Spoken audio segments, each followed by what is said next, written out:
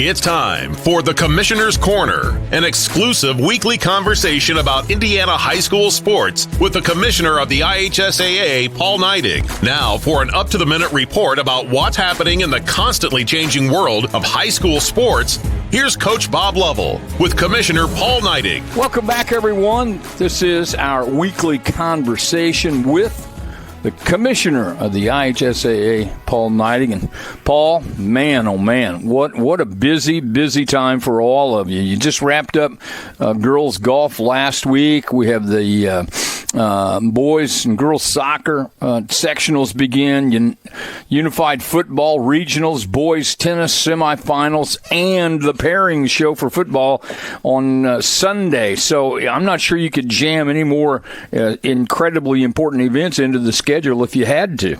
No, but you know what, Coach, we're always up to try, and so if something else comes along, we'll see if that fits too. But yeah, it is a great time. It's busy.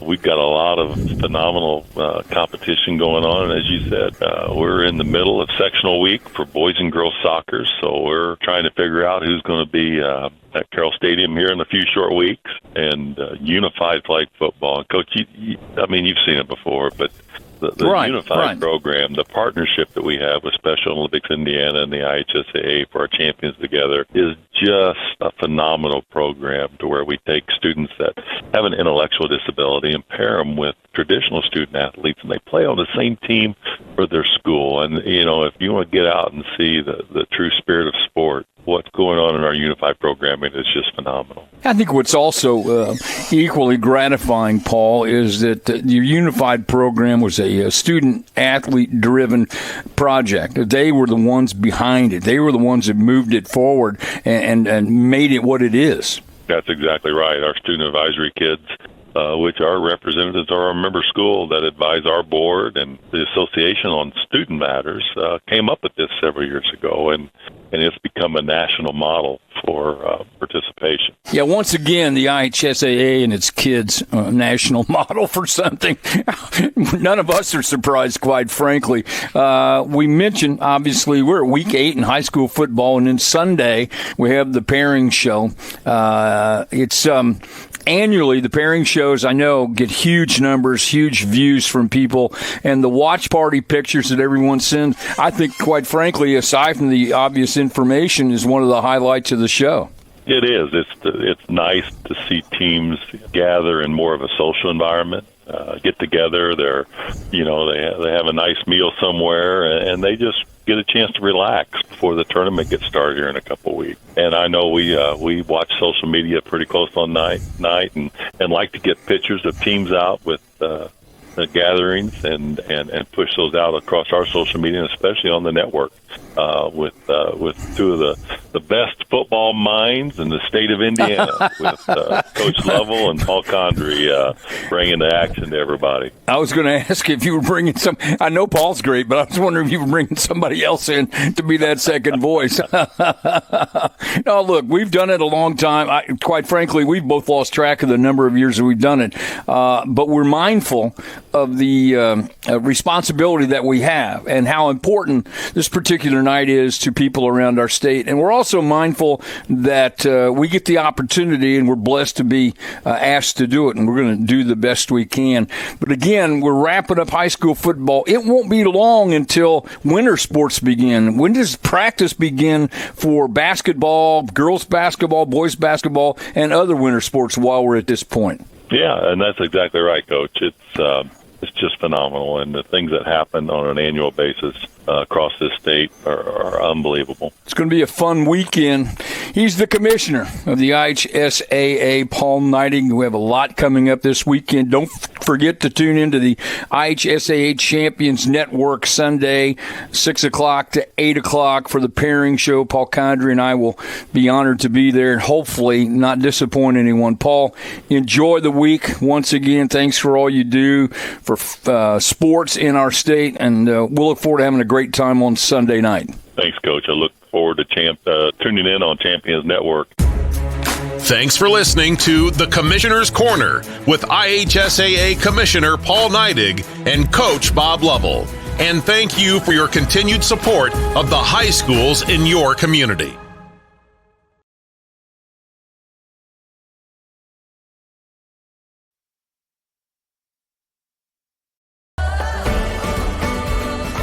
benefits of choosing a career in the union construction industry are truly limitless. Some of the things that I've worked on that I'm extremely proud of are some of the pipe racks that we just built for Eli Lilly. Yeah, there's a lot of different avenues to grow and to advance in your career. If you're a senior and college isn't for you, in the trades there's so many opportunities. You get to work with your hands, you get trained for free, and the options are unlimited. You can do so many different things with this career.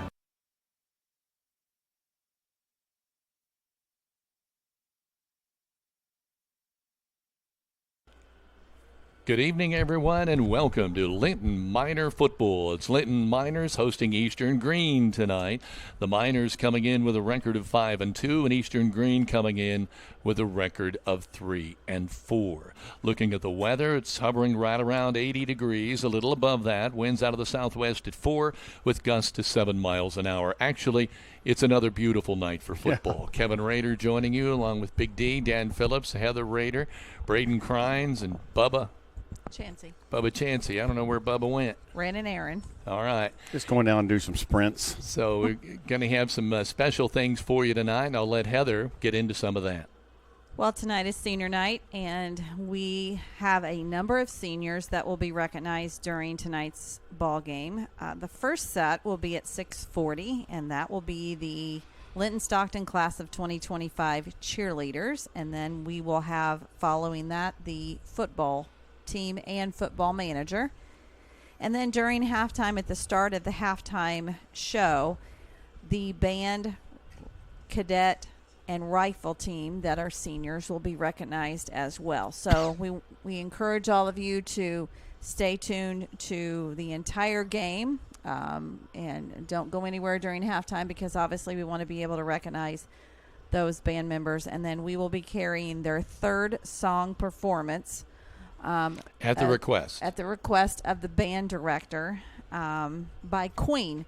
So we're going to leave that to you to kind of figure out which song they're going to be playing. But we're very excited to have student assistants Brayden Crynes and Bubba Chancy both join us tonight, as well as Big D, Dan Phillips, and Kevin here on the play-by-play and the call. So I'm going to turn it back over to you, Kevin.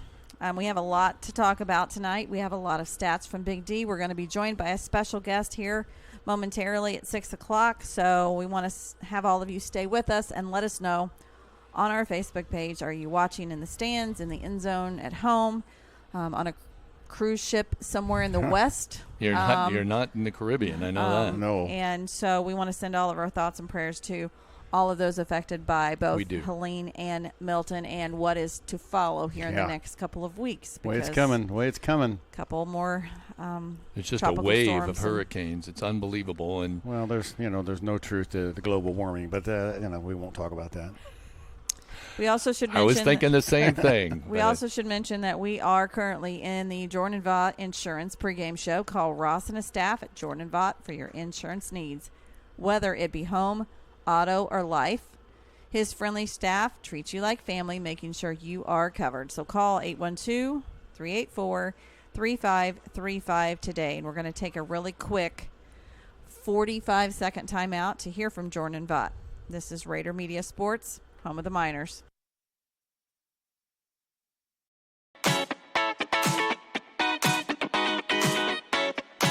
At Jordan & Vaught Insurance Agency, you don't pay extra for the over 80 years of combined experience that will be available to you when dealing with questions about your auto, home, farm, life, or Medicare supplements.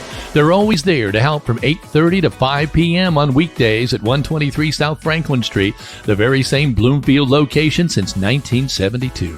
You may not realize the value of experience until you need it the most. Call Jordan & Vaught Insurance, your friends with experience, at 812-384-3535.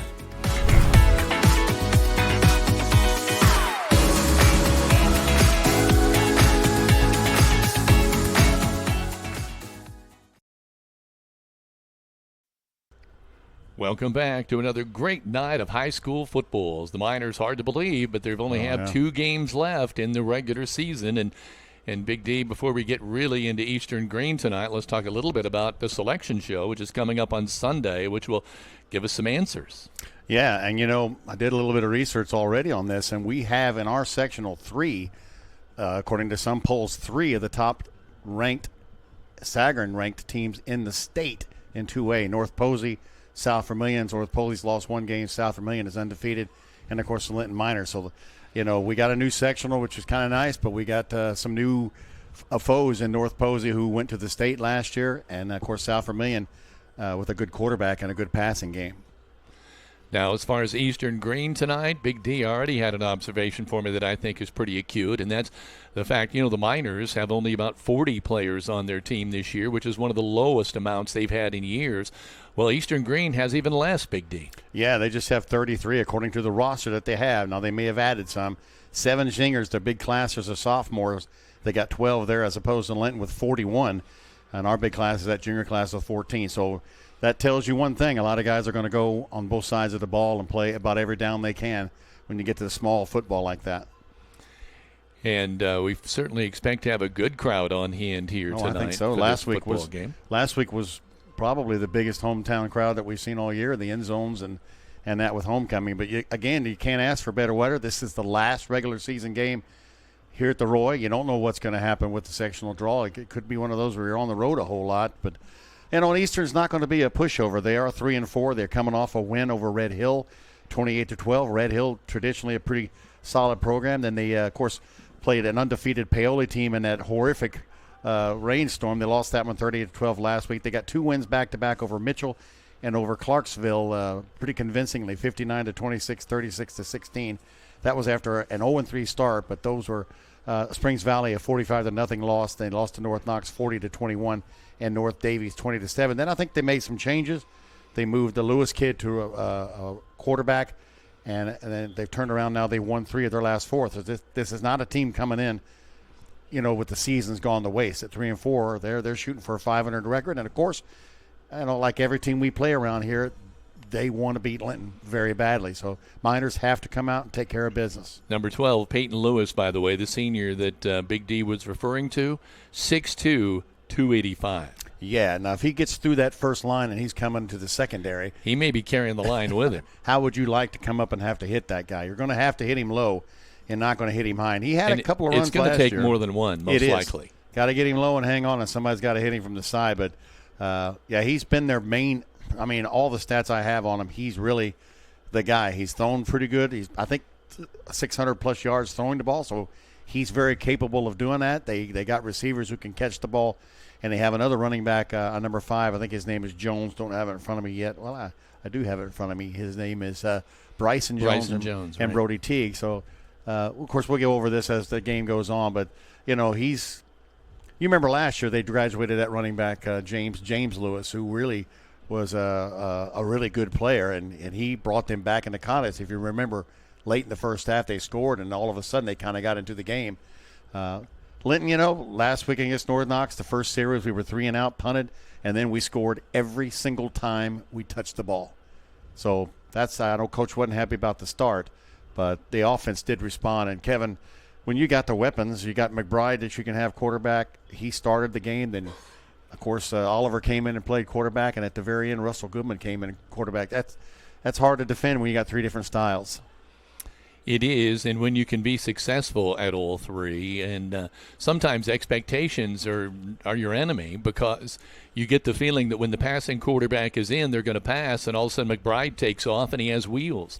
Yeah. And just the opposite for the other guys, and so it's just kind of an interesting dichotomy for the team that's coming in that they're playing. I think McBride has been maybe the biggest surprise for me because he didn't play offense last year at all. He was a cornerback, didn't see the offense very rare. He came in, I think, a little bit and played quarterback, but, coaches kept saying he's a very good quarterback. And I think the thing we've not seen, but maybe a couple times, is he kept the ball, turned it upfield. They had a 50-some-odd yard run last week against North Knox.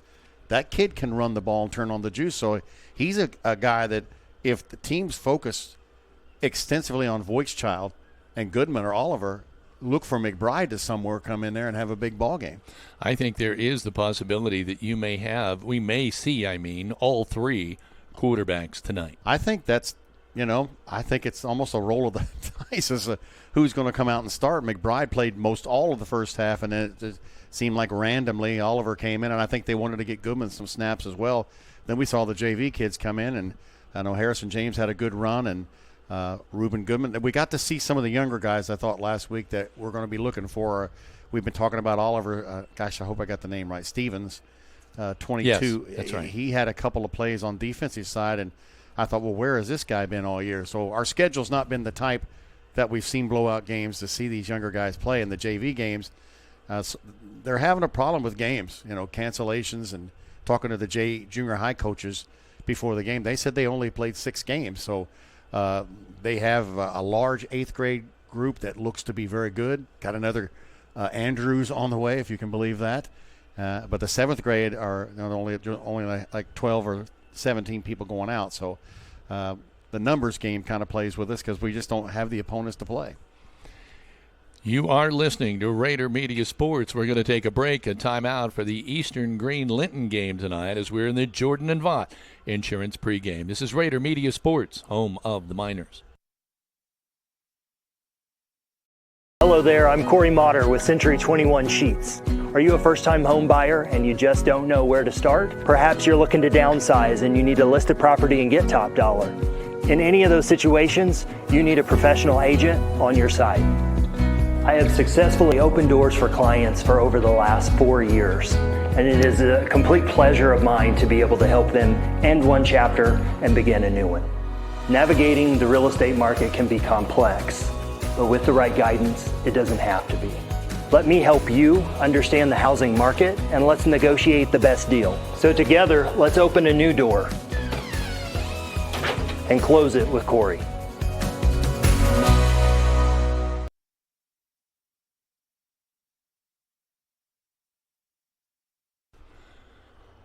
Welcome back to the Roy. We're still a good hour from kickoff tonight as the Miners hosting Eastern-Greene. You have plenty of time to get here and see the action tonight because this is the last home football game of the year. Well, I guess there's always a possibility that there might be another one. Usually, it just depends on the draw. You may, worst case scenario in my book is the 2 best teams in the sectional draw each other the first week. A lot of people say, well, you got to beat them anyway. I know you do, but for me, I like to see, build up towards that sectional championship final where you got the 2 best teams going out, or at least the top 2 or 3 or 4. Of course, there's always room for an upset, and that does happen from every once in a while. But you got to have the attitude this may be the last time that you see Jesse Voigtschott or Hank Jennings or any of the other guys take the field. And these guys have 4 years of dedication, have done a great job. And, Coach Oliver, 120. He's won 120 contests after last week. Travis Ray, we kind of know Travis Ray. He was assistant to Joey Perriton back at Easter when they really kind of turned things around, and they went to the state final game in 2017, losing to Pioneer, the team we had beaten the year before. And then he left, and he came back as a head coach of 2018, 6-4, left again, and came back at 2022, was 2-8. But last year he got his Thunderbirds to 5-5. I know the kids like him. He's a very animated kind of coach, so it's kind of good to see him on the sideline. He's gotten, believe it or not, kids to come out. And at 3-4, that's not a bad record at all. So we'll see how they to me, a game like this for a team is really how have you improved from last year to this year, against a team like Linton. The Miners are still 5-2, still ranked, number 9 in the AP, I think 11-12 in the other 2, so still getting a lot of statewide respect. They just have to take care of business and get through the night without anybody getting injured.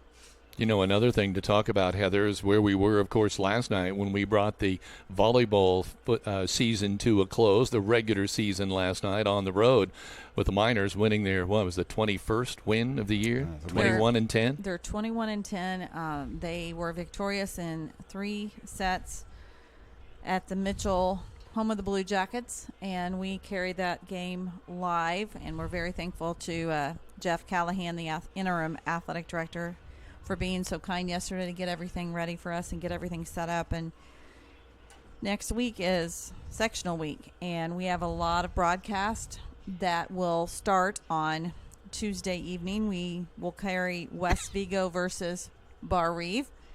That will be one game on Tuesday evening, and then on Thursday it will be South Knox versus North Knox at 6. and then Linton-Stockton versus Sullivan, the game immediately following, and they give an estimated time of that to be 7:30. But can you imagine the crowd? North Knox, South Knox, Yeah. and then Linton and Sullivan. Yeah. Wow. And the first thing that I gets my attention is that is a drive for the West Vigo Vikings. It is. It is. And then on Friday, football, obviously, Palin. And then Saturday, it will hold 3 games. It will be Eastern-Greene playing the winner of West Vigo versus Bar Reeve. Then it will be the winner of South Knox, North Knox versus the winner of Linton-Stockton and Sullivan. And then those 2 winners will play for the championship at 6 p.m. So we have 7 broadcasts next week. 7. That Linton-Sullivan ought to really be something because, Sullivan, that's probably the draw they wanted, was getting another shot at the Miners. Right. And we should say that the location for that is Eastern-Greene High School. So we would encourage everyone to head on over to Eastern-Greene to be able to see this matchup. I know that Aaron Buskirk, the athletic director there, is phenomenal. And he's going to have everything ready to go. We're going to get a lot of information probably this weekend, if not by Monday, to be able to share with everyone on our Facebook page. But right now, we have our special guest. Why don't we take a break, and when we come back, we'll have our special guest. So stay with us. This is Rader Media Sports, home of the Miners. City Linton employees are dedicated to providing the best and most reliable utility service, security, and safety for its families and students. As the new mayor, I agree with the sign, "You'll like Linton."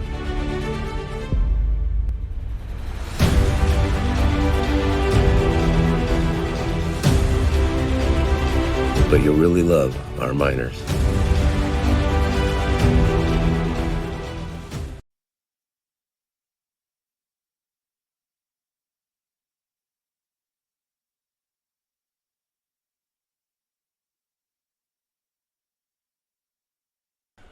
Welcome back to the Roy. Again, the Miners hosting tonight. Eastern-Greene football tonight here at the Roy. Perfect night for football. And joining us now is Superintendent Tim Grove.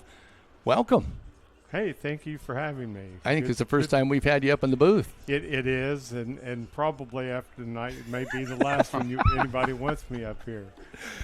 Let me ask you, first of all, just how it's gone. I mean, you're kind of just getting your feet wet here. You've done this job before, obviously, but. Yes, I have, but it's been different coming here to Linton, but, it's gone very smoothly. I always equate speed, how fast it goes, with things going very smoothly, and it's hard to believe we're already at the end of the first grading period. It's just amazing to me. And it's been just a real good fit for me. The folks here have been wonderful and have been very helpful in letting me get adjusted. It's just been really a good situation. I've seen you at several sporting events. You're just kind of taking it in, I notice. Yes, I enjoy sports and I always have. I didn't participate very much in any athletics as a student myself. I was a manager in high school, but I've always enjoyed it. I've done some coaching in my career, nothing at varsity level, but just have been involved. And I really enjoy watching student athletes compete. It's just fun, and it's not just the athletics. I mean, certainly that's my background. But I enjoy all the activities that students are involved in. I have little talent myself, but I certainly appreciate it when others can exhibit that. And not just the talent, just the love for what they're doing. I know obviously we're here at the football game, and this is kind of a nice place where I always call it the megaphone, really, for Linton High School or Linton schools, because you're able to talk about all things going on. And you guys always have a lot going on.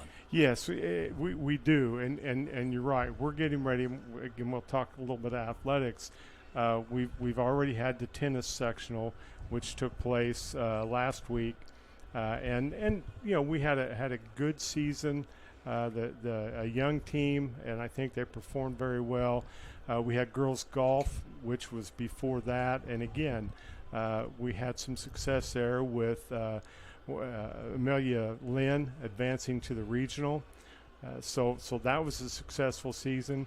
But now we're getting ready to move into some of the other remaining sports. Volleyball is in the sectional next week. I know that you just mentioned that before you went to break. And then Sunday night is the football draw. But that's those things. Coming up, we have the middle school musical, which will be later in November. We had National Honor Society induction just this week. I see, one of our National Honor Society officers in here, along with one of our new inductees. And so those are the kinds of things that I think make the school year great. And of course, it's hard to believe that, we're almost to the end of the fall seasons and getting ready to go. It just seems like we just got started. Exactly. And that, that's one of the things about football season. It's just amazing. You start out, and of course we've had tremendous weather, other than a couple of weeks ago with the rain. But you start out the season and you're wearing shorts and you're sweating even in your polo or whatever, just as a fan. And you think, boy, I don't know how those young men are able to do this for a couple hours on a hot Friday evening. And by the end of the season, it's cold. Now, some people may still be wearing shorts. I typically am.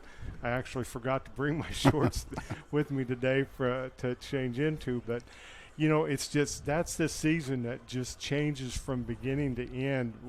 It's incredible the way we go. Tim, I'm going to let you jump in. We could probably get you some jersey pants back here. You can run out on the field. And nobody wants to see that at all. Well, I know it's been great to have you. Of course, knowing you in the area, you're usually on the other side of the field the last several years, and that it's got to be different to be on this side of the field.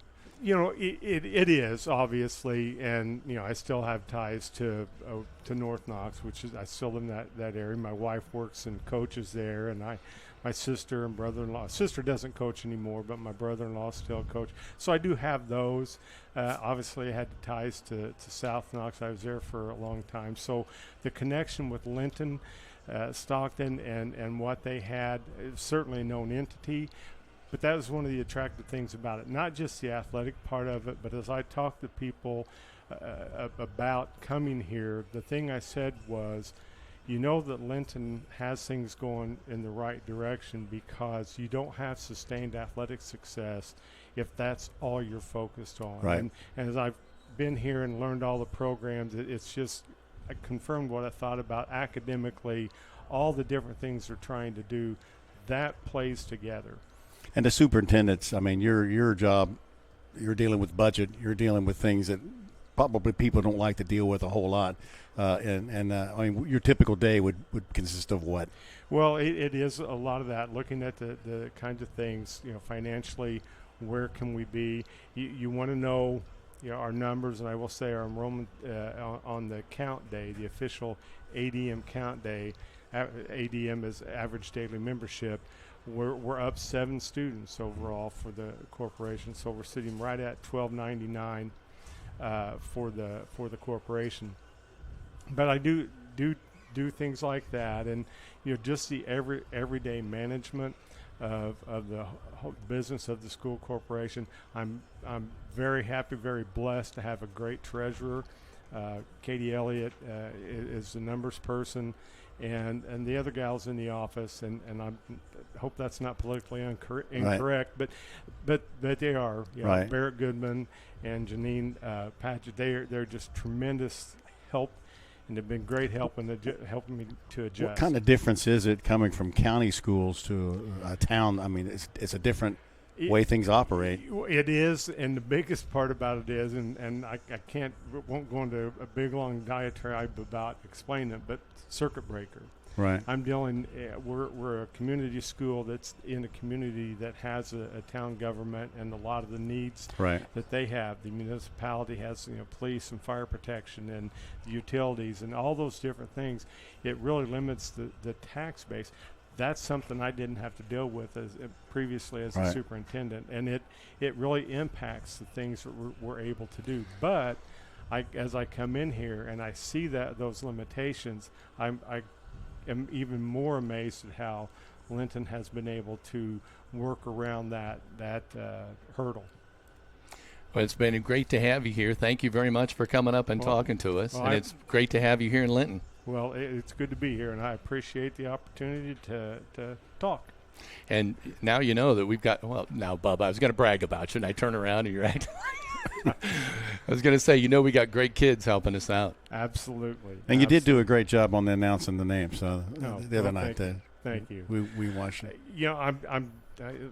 I'm not afraid behind the microphone, right. and you never know what'll happen. You could get exactly thrown into the fury. The worst thing that you can do, as you know, you've called more games than I've probably 25 years worth here, is mispronouncing somebody's Oh my name. gosh! And I do it all the time. And it's. And you hear about it. You do. Oh, yeah. Absolutely hear about it. But no, it's been fun. It's been good, and they needed help to do that the other night, and I stepped up. Other side, when I would do it, because the windows are right there, several games, Perry Central won, I would pronounce the kid's name wrong, and the mother would just stand up and turn around and yell it at me. So I went, okay, I need your help. That's why we moved him over here. Yeah, keep me out of trouble. But we have some Linton names I still mess up week in, week out. Superintendent Tim Grove, thank you, sir. Thank you, sir. Thank you, guys. Thanks for stopping by. Good to see you. Good to have you. And we got both teams on the field now. They're getting set here, yet still got quite a while to go. We've got more in the Jordan and Vaughn Insurance pregame show to go. This is Rader Media Sports, home of the Miners.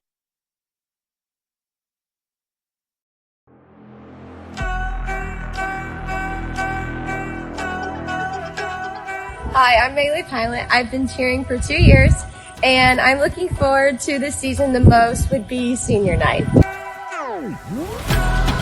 Hi, I'm Ashlyn Tatlock. I've cheered for 7 years, and my favorite memory was going to state and being with the girls and having fun. Hi, my name is Ava Riggleman. I've been cheering for 7 years now, and my favorite memory is cheering at state and watching the crowd support the Linton Miners. Hi, my name's Shaylee Simmons. This is my 5th year cheering, and my favorite memory is when we went to state for the boys basketball team, and we had a lot of fun in the hotels, and we made a lot of memories. Linton Miner senior season, class of 2025. Good luck, boys!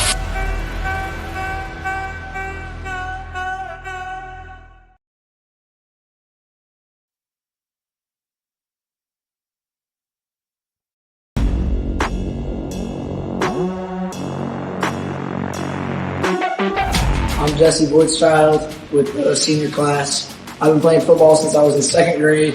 My favorite football memory, each time that we went to Woodland Bible Camp, spending 3 days on the grind. My name is Brayden McBride. I'm with the senior class. I'm playing football since I was about 4 years old. Favorite memory would probably be beating Sullivan twice in 1 year. Hi, my name is Tebow. I'm in 12th grade. I've played football since I was in 2nd. And my favorite memory with the boys is Woodland Bible Camp.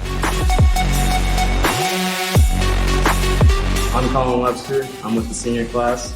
I've played football since I was in 2nd grade. And my favorite memory has to be when we beat Sullivan on their home field for the sectional championship. I'm Hayden Feltner. I'm with the senior class. I've been playing football since the 2nd grade. Favorite memory is beating Sullivan in the sectional championship. My name's Hank Jennings. I'm with the senior class. I've been playing football since I was about 3 years old, and my favorite memory is probably chasing half the team around with a big old snake at Woodland Bible Camp.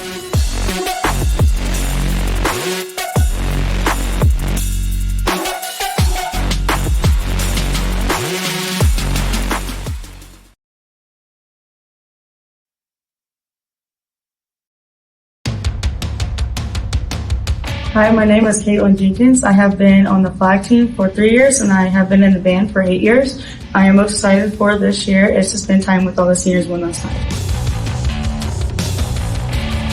Hi, my name is Allison McKee. I've been a rifle member for 4 years. I'm most excited for my last performance as a senior. Hi, my name is Bennett Wade, and I've been in the band for all 8 years. And the thing I'm looking forward to the most in my senior year is seeing how the band grows as a whole, because we have a lot of underclassmen, and I can't wait to see what they can do. Hi, my name is Natalie Brinson. I've played trumpet in the band for 8 years, and I've been on the flag team for 4 years, and my favorite band memory is the Nashville trip.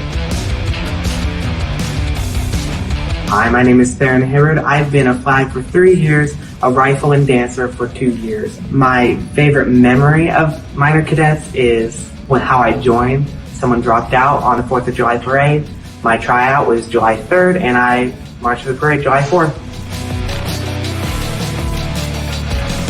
Hi, my name is Kitty Porter, and I have been on the dance team for 4 years and the rifle team for 3. The thing I'm most excited for this season is being a leader on both teams and being able to show my love for dance. Hi, I'm Antonia Thurman. I've been in band for 7 years, and my favorite band memory is the Halloween parade last year when I got to do a Halloween costume with my friend Caitlin and Chelsea. Hi, I'm Amelia Lynn, and I am a 4-year band, rifle, and dance member, and I am also a 2nd-year rifle captain. And this year I'm just most looking forward to football season. I love the excitement and just energy that the crowd brings to the football games. It's so much fun to perform for you guys, and I just hope you're ready for an awesome field show. And I'm also so excited to see what this team can do as we've raised our numbers back up.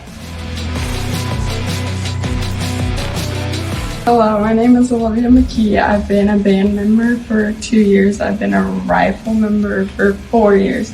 And my favorite memory is performing with my sister and learning new routines for football season.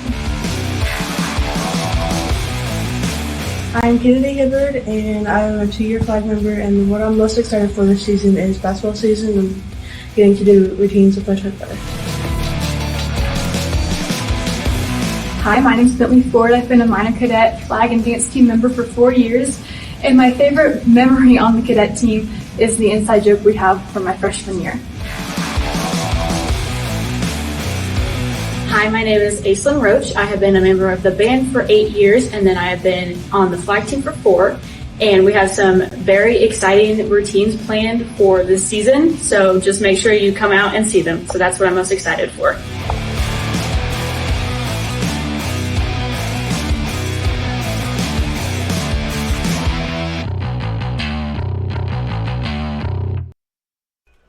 Okay, welcome back to the Roy, where the Miners tonight hosting Eastern-Greene. And I'm going to turn it over. No, I'm going to start with Heather, who's got some things to talk about before we turn it over to Big D for his pregame starting lineups. Well, we're going to quickly go through a number of our sponsors that you'll see tonight in rotation. First of all, we are broadcasting from the Walton Funeral Service press box, who's dedicated to professional and compassionate service that leaves kind memories since 1915.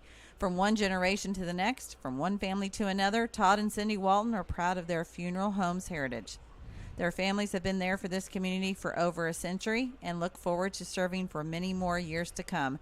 They are your lamp of hope when you need them most. Quarter sponsors tonight and every night this season are Key Associates of Linton, serving Greene and surrounding counties for over 30 years. Key Associates of Linton has helped generations of clients buy and sell homes. So whether you're looking to buy your dream home or next investment or sell your current home to enter into the next chapter of your life, Allie Walton, Mary Beth Charles, and Audrey Sparks are there for you every step of the way. They are your key to the very best. Tonight's halftime sponsor is Bender Lumber of Linton, who says best of luck to the Linton Miners this season when Bender Lumber proudly supports their area's student athletes. From building supplies to expert help with your projects, Bender Lumber has you covered. Everyone at Bender Lumber in Linton is rooting for the Miners. Tonight's scoreboard sponsor is Linton Cycle Sales. Linton Cycle Sales is Southern Indiana's most preferred power sports dealer since 1973 and have proudly been serving our community for over 50 years. Dane and his staff offer sales, service, and parts. Come see them for the best deals in the area. Touchdown sponsor tonight and every night is Michelle Stenger of Stenger Homes. When you're buying a home, Michelle Stenger with Stenger Homes will explain to you the hidden costs such as land transfer fees, mortgage cost, legal cost, home and title insurance, home inspections, and more.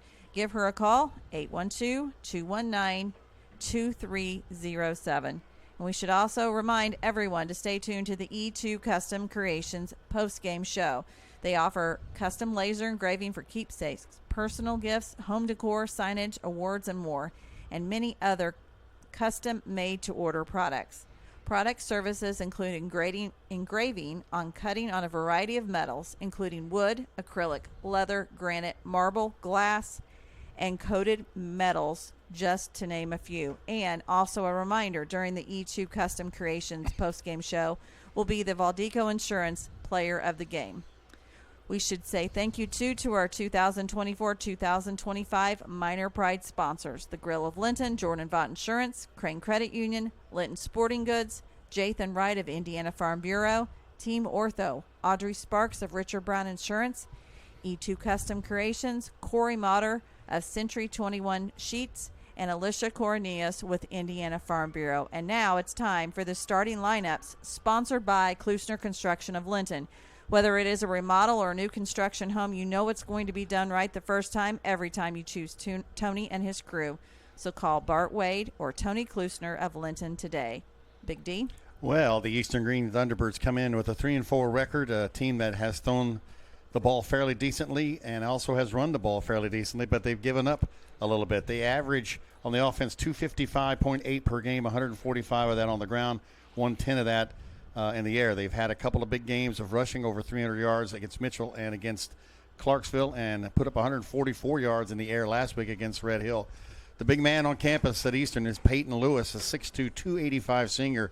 He's run the ball an amazing 115 times this year for 551 yards. That's 4.8 per carry, 8 touchdowns. Also caught 3 passes for 34 yards, but he's also passed for 701 yards, 10 touchdowns, 5 interceptions, 57 of 89. That's a 64% mark. So my feeling is he probably dishes the ball out. He got 2 backs. Brody Teague is a kid who moved from the line to skill player, 6'1", 190. He has 58 carries for 175, 1 catch for 9 yards. Bryson Jones, a junior new to the roster, 5'6", 135. He has 143 yards rushing on 46 carries, 3 touchdowns. Those seem to be the guys that will carry the ball. Landon Norris, a sophomore, number 20, will come in for some relief action as well. They have 3 wide receivers. Noah Coomer, a sophomore, 5'11", 150, caught 5 passes for 45 yards. Aiden Deckard, a sophomore as well, 5'8", 165, number 6. He's caught 7 passes for 88 yards, but the big target has been Kaysen Sullivan, a senior, 6 foot, 145, wears number 9, 6 touchdowns, 24 catches, 271 yards. Up front, well, we already see a change because 71 Benjamin Allgood, a sophomore, is in a leg brace, so he's not going to be out there. But the center will be Fletcher Flynn. He's a sophomore, 5'8", 235. We think the guards will then be Landon Henderson, a senior, at 5'11", 305, and Noah Neely at 6 foot, 300. Side-by-side 300-pounders. Jason Kuntz, a senior, 6'4", 230, and Kendall Britton, a 5'11", 259 senior, will be the outside tackles. Defensively, they are led in tackles, as you would expect, by their 2 linebackers on the inside. Luke McNeil, a sophomore, he leads the way, 5'11", 165 with 54 tackles. Right behind him is the aforementioned Brody Teague. He has 52. The outside linebackers are Aiden Deckard and number 15, Bradley Lee, at 5'11", 170. Again, both of these guys are sophomores. Peyton Lewis, he does damage from the outside, a defensive end. A lot of teams probably run away from that. Britton is the nose tackle, and Kuntz is going to be on the right side. So 3 seniors are going to be heading away up at the front. The defensive backs, Zach Herndon, a junior, 6'4", 145. The aforementioned Cullison, and then Jace Brown, a junior at 6 foot 165, is third in tackles with 34. Landon Norris, he sees action as a sophomore with 25 tackles. So a lot of sophomores we're mentioning here. On the defensive side, I should mention they gave up 341.7, 202 on the ground, 139 in the air. Gave up big numbers to Springs Valley, 428, and Paoli. And North Knox with Messel at quarterback, he threw for 299 on them as well.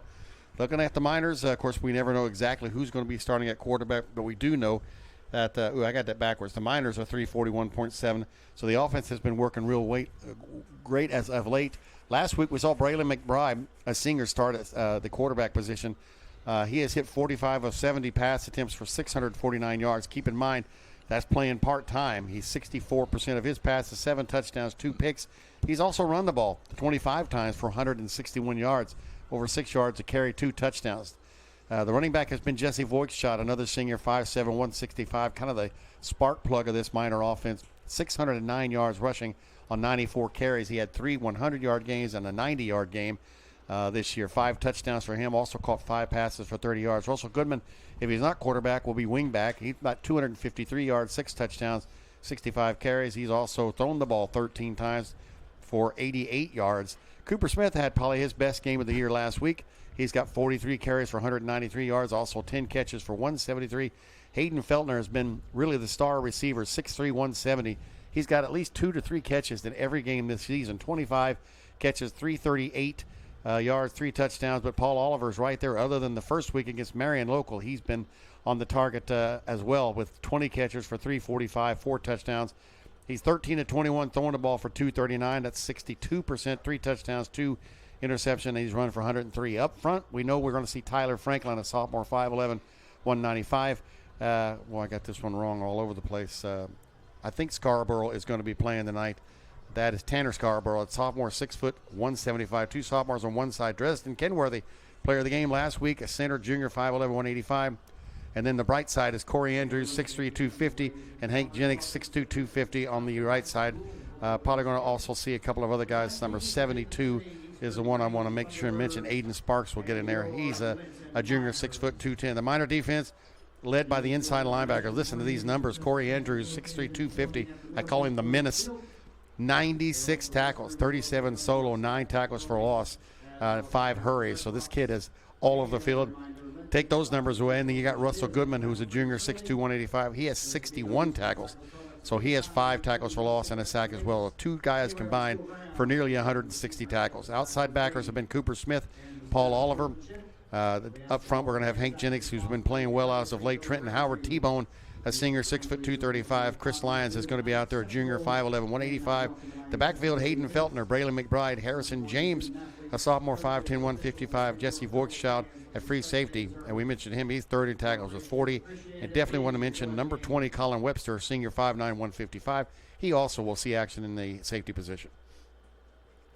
I think I got you caught up. All right. I think you do. And I normally Heather does this, but since I see this, Scott Bryant, does that name sound familiar? Yes, Good luck to the Miners tonight. Hello to Big D, always keeping track of the Miners from Monrovia. He's my Monrovia connection. We talk all week about what's going to happen here and there. Big D, what is it like? I want to wrap this up, this segment anyway. It is senior night. I know we've talked about it being the last night of a home game, but we've kind of floated over the fact that, for some of these kids, this could very well be their last football game at home. Yeah, I mean, for an example, if you were to draw an away game that the way it falls and you're traveling to, say, a North Posey or South Vermont or anybody for that matter. In sectionals. And you lose that, there's no guarantee that you're going to come back. It's weird how they do that. They try to make it fair in the postseason that if you play away and another team plays at home, that the next week it flip-flops. But it really is how the ping pong balls come out of there, where you are in the bracket. I get confused every year. But Linton has always traveled really well. But you love being able to play, especially a lot of people like me, I'm sure like you, will look down the road, how that transpires. Should we win this game? Where we want to be at home on this game. If you're playing a team, you want to be there. So and the weather has been outstanding. So, yeah, I remember walking out on the field, and we didn't make there wasn't an all-in playoff system in my day. So, you walk out there and your parents you go down the aisle with them, and I can still vividly recall my old man grabbing my face mask and banging heads with me. He didn't have a helmet on. That was probably his problem. But I can remember it as plain as day, that last. I can also remember looking at that clock and the last 10, 9, 8 coming down that fourth quarter and realizing that was it. I was never going to put on the Miner uniform again. And, Heather, it's not just football. There's some other seniors that may be saying a little bit of a farewell tonight. And I'm sure it's the same thing for the band folks, too, and the cheerleaders. Well, Big D, you just answered that question. Yeah. So, band, cadet, rifle, and the cheer team, in addition to the football team, will be honored tonight. We're going to be carrying all of this information and all of these highlights for you tonight. You're going to see some photos that are going to pop up in the right-hand corner of your screen of each senior that allowed me to take their photo. Now, I say that only because we have a couple that either decided to forego the pictures or were absent on that day, and in trying a couple different times to make that up, it just didn't work. But you're going to see and you're going to hear. I know that Aaron Lynn will do the announcing here during the pregame for the football and the cheer squad, and we're going to carry that for you, as well as the band. The band, we're told, will play 3 songs tonight after their senior recognition ceremony, and we have been asked to cover the 3rd song. So during song 1 and 2, we'll do some stats, and also we'll do some advertisements as well. So we have here in just a moment, we have Kevin, I'm going to hand it to you for just a moment, because we're going to go on the field here to our senior correspondent. Just a moment. Starting offense for the Eastern-Greene Thunderbirds tonight. At quarterback, number 12, Peyton Lewis. And running back, number 5, Bryson Jones. And running back, number 26, Brody Teague. Here's some of the announcing still going on from Aaron here. We're still about 28 minutes away. Another wide receiver, number 9, Kason Cullison. Receiver number 10, Noah Coomer. So we're going to hear in just a moment, we have our Minor Broadcasting Club senior correspondent, Brayden Crynes, and he is going to do a couple of interviews with a couple of mothers that will be watching their sons tonight. On senior night. On senior night. That'll be an interesting perspective. Yeah, it really will be. And Brayden's a good person to be there with them.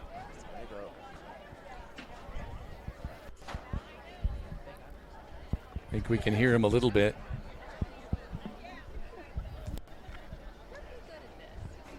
Do we need to give him a cue? Hello, Kevin and Heather. I'm here with 2 moms of our senior class tonight. I've got Carrie Floyd, mom of Colin Webster, and Danielle Feltner, mom of Hayden Feltner. So, Carrie, how do you finally feel that it is senior night tonight? I am excited for him. He's been waiting for this for a couple of years. He's excited, but I'm also pretty sad. It's going by way too quick. Kind of surreal. Everybody says blink and it'll be here, and that's what happened. This is a great group of senior boys. They all mean something to me, including my own, but they're just a special group of boys that I'm excited to see how tonight pans out for them. So what are your guys' thoughts about sectionals coming up? Sectionals, I haven't even thought about it yet. I'm just trying to hold on to every game, every Friday night. I'm excited for sectionals. I think these boys have all the talent in the world. They have heart, they have teamwork, they have chemistry. I think they'll go far in the postseason. Glad to hear. Back to you, Heather. So we want to say thank you to Brayden Crynes, who has graciously offered to go on the field and interview a couple of moms for tonight's kind of feels. And, you know, anytime that we're seeing anything posted from any of the girls for volleyball, or some of the gentlemen that have been playing for football, or some of the moms or some of the dads, one thing we hear a lot is don't blink, because it just goes by that quick. And I tell that Kenny Chesney song. I tell these kids, seniors, at the beginning, I tell them it's going to be week 8 before you even, and it really is, even for us. I mean, it just seems like yesterday we were talking about Marion Local coming to town. So, yeah. But how great was that to hear from 2 moms? I love it. That's an aspect that we've not really done before, and I love it that. Really is their night. I think it's more for the moms maybe a little bit than the dads, because I think the moms appreciate, well, so do the dads, but I just get the feeling that the moms goes right to the heart. It's a different complete vibe. The dads are all intense and getting fired up, and the moms are thinking about their little boy as a 3rd grader or a 2nd grader being carted to, most all of these kids in your video that you've run for the singers, almost all of them said they started in the 2nd grade. So, I mean, that's pretty that's a long time. I mean, it's hard not to get emotional when you think about it, because I did the same thing. I was on the Redskins league team, so it's pretty cool. How neat is this to be able to have our club do these interviews, and Bubba will be working on the camera, and that's what you're trying to accomplish, really. It is. I think we should mention too today that we we meet every Friday unless there is obviously fall break, but we had our meeting today with our 8th grade middle school club, and then we had our high school club at lunch. And we kind of surprised Leah McKee, who's an 8th grade Miners Broadcasting Club student, with kind of an extra surprise today, because last week we said, hey, would you like to maybe take some pictures for us on senior night? And she was gracious to say absolutely. So she got herself a pink Barbie suit, business suit. No. She looked fantastic in that. And she not only took pictures for us at Jiffy Treat of all the candidates with their dates, and we put them up during the broadcast, but she interviewed the outgoing queen. She interviewed the incoming queen. I'm telling you, she looked like Entertainment Tonight down there. She did a number of pictures on the field of each of the candidates that have been edited, and I'm going to be sharing those over the weekend, posting those. And we just wanted to kind of thank her for going kind of above and beyond any of our expectations that we had. She's an 8th grader. It's amazing. And we are so pleased to be able to have her on our staff. She's so bubbly. She's excited. She's always talking about what can I do different next week. And then we're so excited to be able to have Brayden and Bubba here with us tonight. Yeah, tonight, because they did the first couple of home games here, and they're going to round out the season with the final home game here before we head to sectionals. Why don't we take a break for right now? This is the Jordan and Vaught Insurance pregame show, Rader Media Sports, home of the Miners.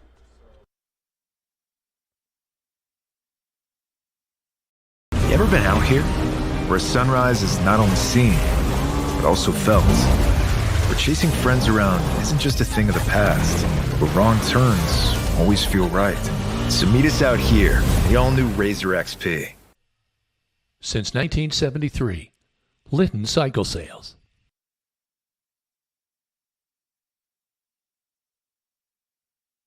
Take pride in our funeral homes and value the friendships we've made for over 100 years. It's those friendships that make us work hard to be the best. You have my personal guarantee that we will always strive to earn your trust.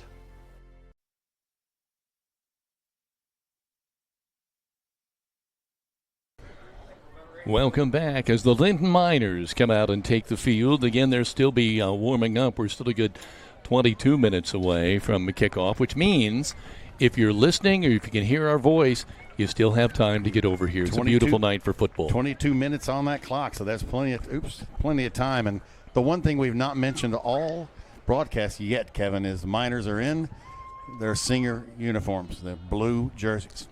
Now, we'll say the numbers are huge on the back, so we should be able Which is great. On the front, they're not so much. They're not so much, but we can definitely see, and I don't know when this started, but they started doing the blue jerseys an alternate on senior night, and they get to keep these, so that's kind of cool. But oh, they do? They get to keep these? I believe so. They do fundraisers. The seniors will get to keep theirs. Is that it? I don't know. Do all of them? Yeah, I'm getting the. Surely not all of them keep them, do they? They do a fundraiser every year to get them, and they're lining from the goal line out to about the 20. With the low numbers 41, that used to go out to about the 30. So. If Aaron's going to get ready to announce, I'm going to get my mic over there. I'll let you two continue on here. I'll go jibber jabber. Yeah. Look out there. Guys jibber jabber. Yeah.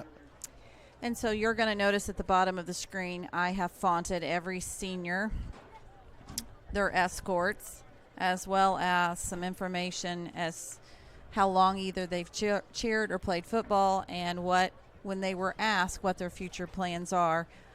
Those that were able to tell us that, we have that for you. 2024-25 Senior Parent Night here at Linton-Stockton High School. We want to take this time to recognize these senior cheerleader and football players for all their dedication to Linton the past 4 years.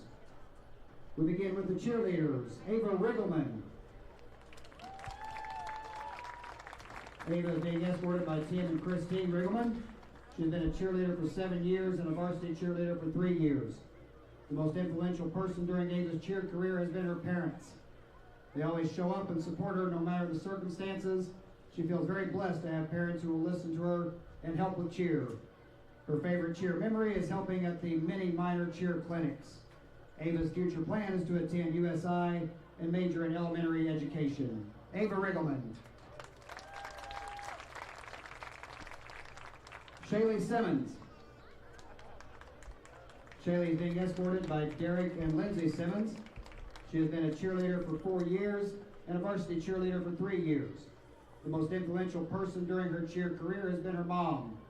Her favorite cheer memory is cheering at the sectional game against Sullivan in 2022. Shaylee's future plan is to attend Indiana State University and study speech pathology. Shaylee Simmons.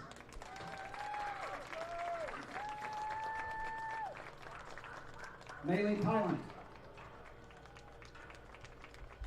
Maylee is being escorted by Greg and Dara Pylant. She has been a cheerleader for 2 years and a varsity cheerleader for 2 years. The most influential person during Maylee's cheer career has been her mom. Her mom gave her the idea to join the football cheer squad, and she is so glad she did because it has been such a fun 2 years.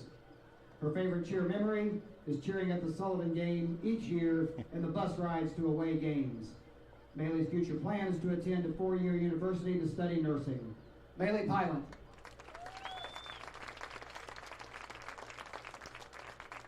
Ashlyn Tatlock. Ashlyn is being escorted by Mike and Candace Tatlock. She has been a cheerleader for 8 years and a varsity cheerleader for 3 years. The most influential people during Ashlyn's cheer career have been her parents and her grandma. They have always pushed her to do better and have always believed in her. Her favorite cheer memory is making it all the way to semi-state and always cheering on the boys every Friday night. Ashlyn's future plan is to join the Air Force Guard and pursue a career in nursing. Ashlyn Tatlock.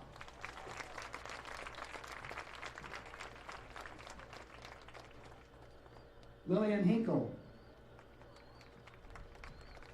Lily is being escorted by Daisy Butler. She has been a cheerleader for 8 years and a varsity cheerleader for 3 years. The most influential person during Lily's cheer career has been her cheer coach, Kendra. She has worked with Lily from doing her first back tuck at the age of 12 years old to helping Lily get through her senior year. Her favorite cheer memory was having a talent show on the first bus ride of her senior year. Lily's future plan is to attend college at ISU and study nursing. Lily Hinkle.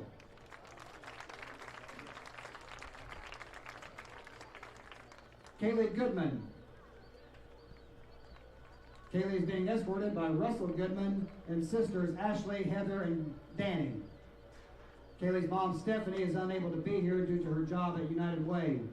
She is on lockdown at emergency operations, making sure victims affected by the hurricane have shelter and emergency information. Stephanie wants to express how proud she is of Kaylee and wishes she could be here. Kaylee has been a football manager for 4 years, and this is her first year as a minor manager. The most influential person during her managing career has been her mom. Her favorite memory is making it to the state championship at her previous school and getting to be on the field with her nephew Russell this year. Kaylee's future plan is to attend Wagler for welding and work to get her CNA certification. Kaylee Goodman.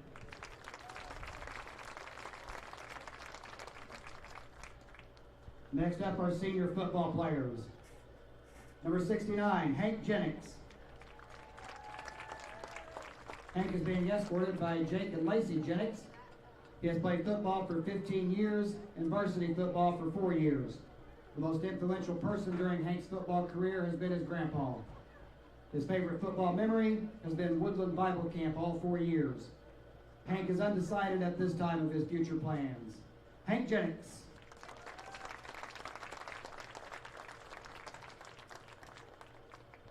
Next up, number 7, Braylon McBride. Braylon is being escorted by Zachary McBride and Andrea James. He has been playing football for 13 years and has lettered for 3 years. The most influential person during Braylon's football career has been Coach Mickey. His favorite football memory is Hank bringing a snake into the bathhouse. Okay. Braylon is undecided at this time of his future plans. Braylon McBride.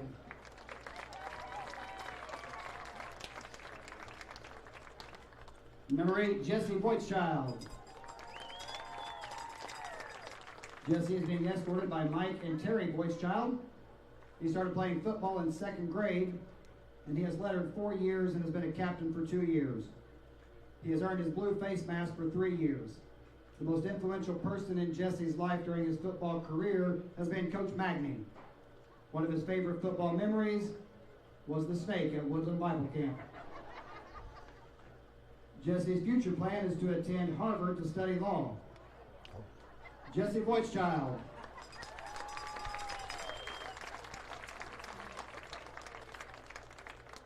Number 20, Colin Webster. Colin is being escorted by Eric and Carrie Floyd. He has been playing football for 12 years and has lettered for 3 years. The most influential person during Colin's football career has been Coach Burns. Colin's favorite football memory is beating Sullivan in the 2022 sectional championship on their home field. Colin is undecided at this time of his future plans. Colin Webster.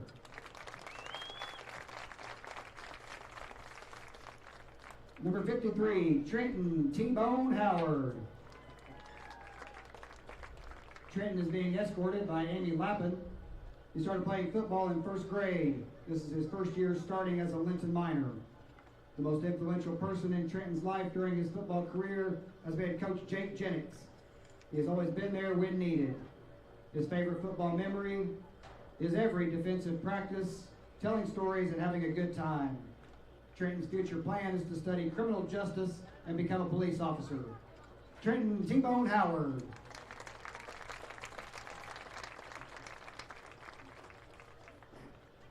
Number 26, Tyson Walker. Tyson is being escorted by Heather and Jonathan Wood. He has played football for 3 years and has played varsity for 2 years. The most influential person in Tyson's life during his football career has been his stepfather, Jonathan. Tyson's favorite football memory is winning the sectional championship against Sullivan. Tyson's future plan is to attend college, but is undecided where just yet. Tyson Walker.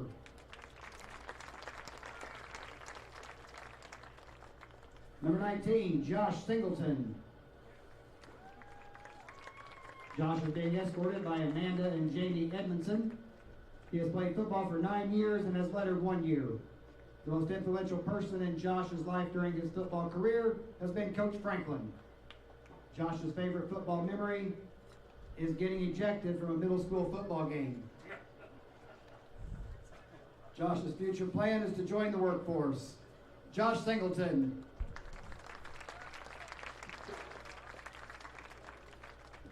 Number 15, Hayden Feltner. Hayden is being escorted by Brett and Danielle Feltner. He has played football since he was 5 years old and is a 4-year letterman and a captain for 1 year. Hayden has had many influential people throughout his football career, but the one that stands out the most is Jacob Burris. He has supported me, believed in me, and pushed me to be the player I am today. Hayden's favorite football memory is winning sectionals and regionals with the 2022 team and creating lifetime friendships with teammates. Hayden's future plan is to attend college and become an insurance agent, specializing in crop insurance. Hayden Feltner.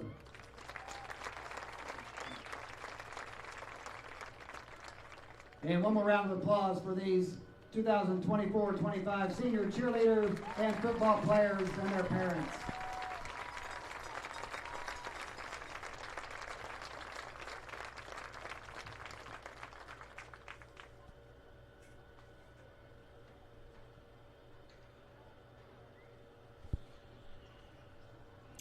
And with that, we are going to take a quick timeout, and we'll be right back to preview the start of tonight's game. This is Rader Media Sports, home of the Miners.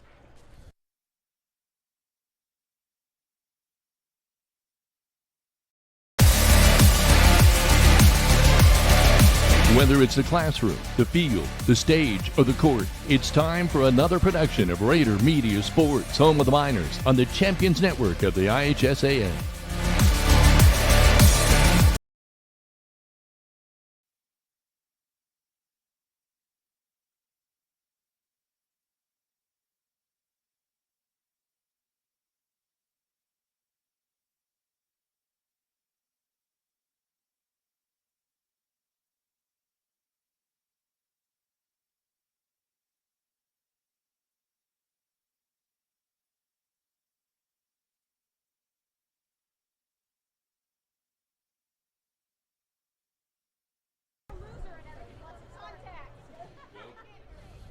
Welcome back to the Roy. Well, I guess I am due. That's the first time I didn't turn my mic up. Yeah. I've done that to everybody else, I think. Eastern-Greene is here tonight at the Roy to play against the Linton Miners. As Big D pointed out, they're in their blue jerseys tonight. The band getting ready to come out, no doubt, to play the national anthem. I want to give a quick look here at the weather while we're getting. It's a beautiful night, but I just want to look and see. Our temperature has dropped. When we started the pregame, it was about 82. We're down now to 77. Perfect. And we're looking here. The winds out of the south-southwest at 3 miles an hour. The gusts to 7 miles an hour. Big D called it. I think it is a perfect night for football. That was Heather with weather, the weather with Heather, but you didn't sound like Heather. She does it better than I do. The band is coming out now. We will listen to the national anthem as played by the Linton-Stockton Band and under the direction of Jeff Mayfield. And who took over for Bryn? Rose Wright. Thank you. Gentlemen, remove your hats as the Linton-Stockton Minor Cadets present our nation's flag. And then please remain standing as the Linton-Stockton Marching Minor Band under the field direction of Miss Rose Wright plays our national anthem.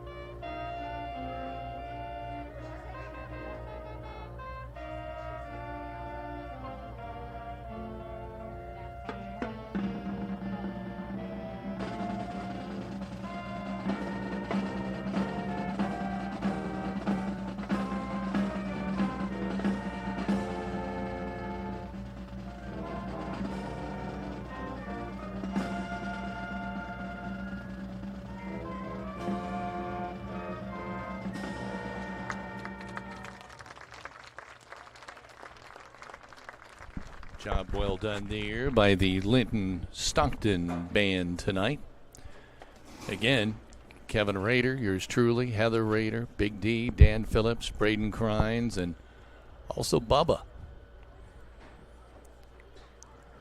Joining us tonight on the camera. History-wise, these two programs first met in 2003 after Eastern-Greene started up the program from the grounds up.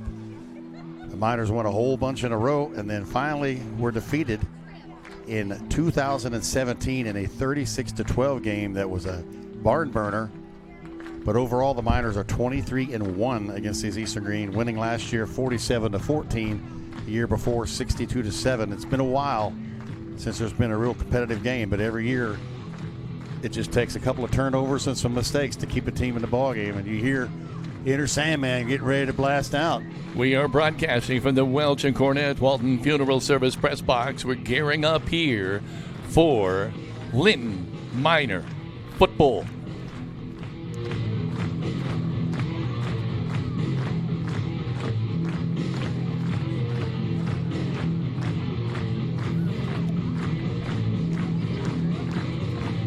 Ladies and gentlemen, your Linton Miners!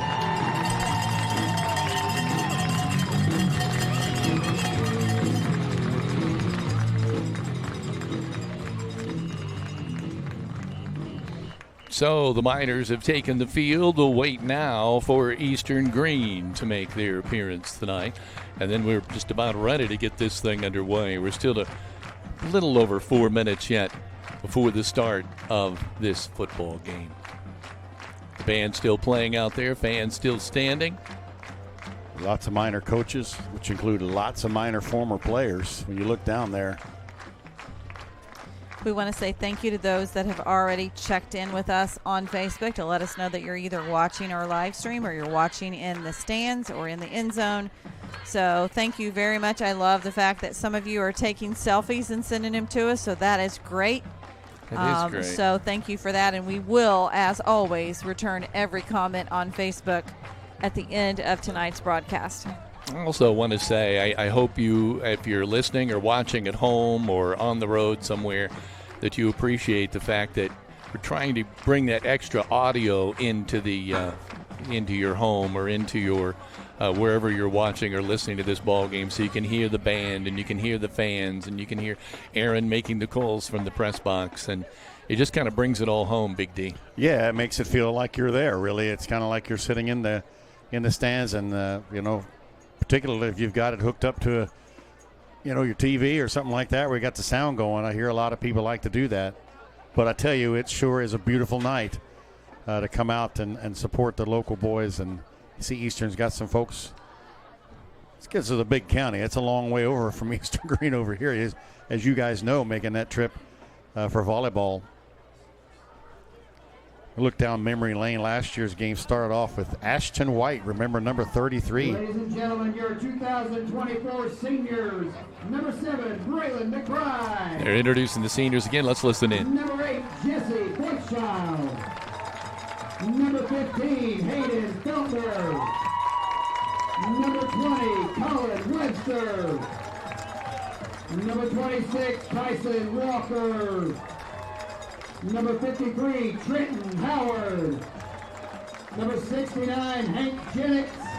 And the rest of your Linton Miners. I'll tell you what's awesome, Kevin, is those guys running out, and they played together in the second grade. I mean, that's a cool feeling. See your buddy that you played with all these years. It hadn't hit them. They don't realize that yet, but it'll hit them sooner or later.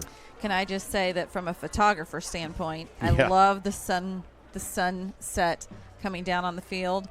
We had a couple of instances there where Bubba was running the camera, and it was like a halo.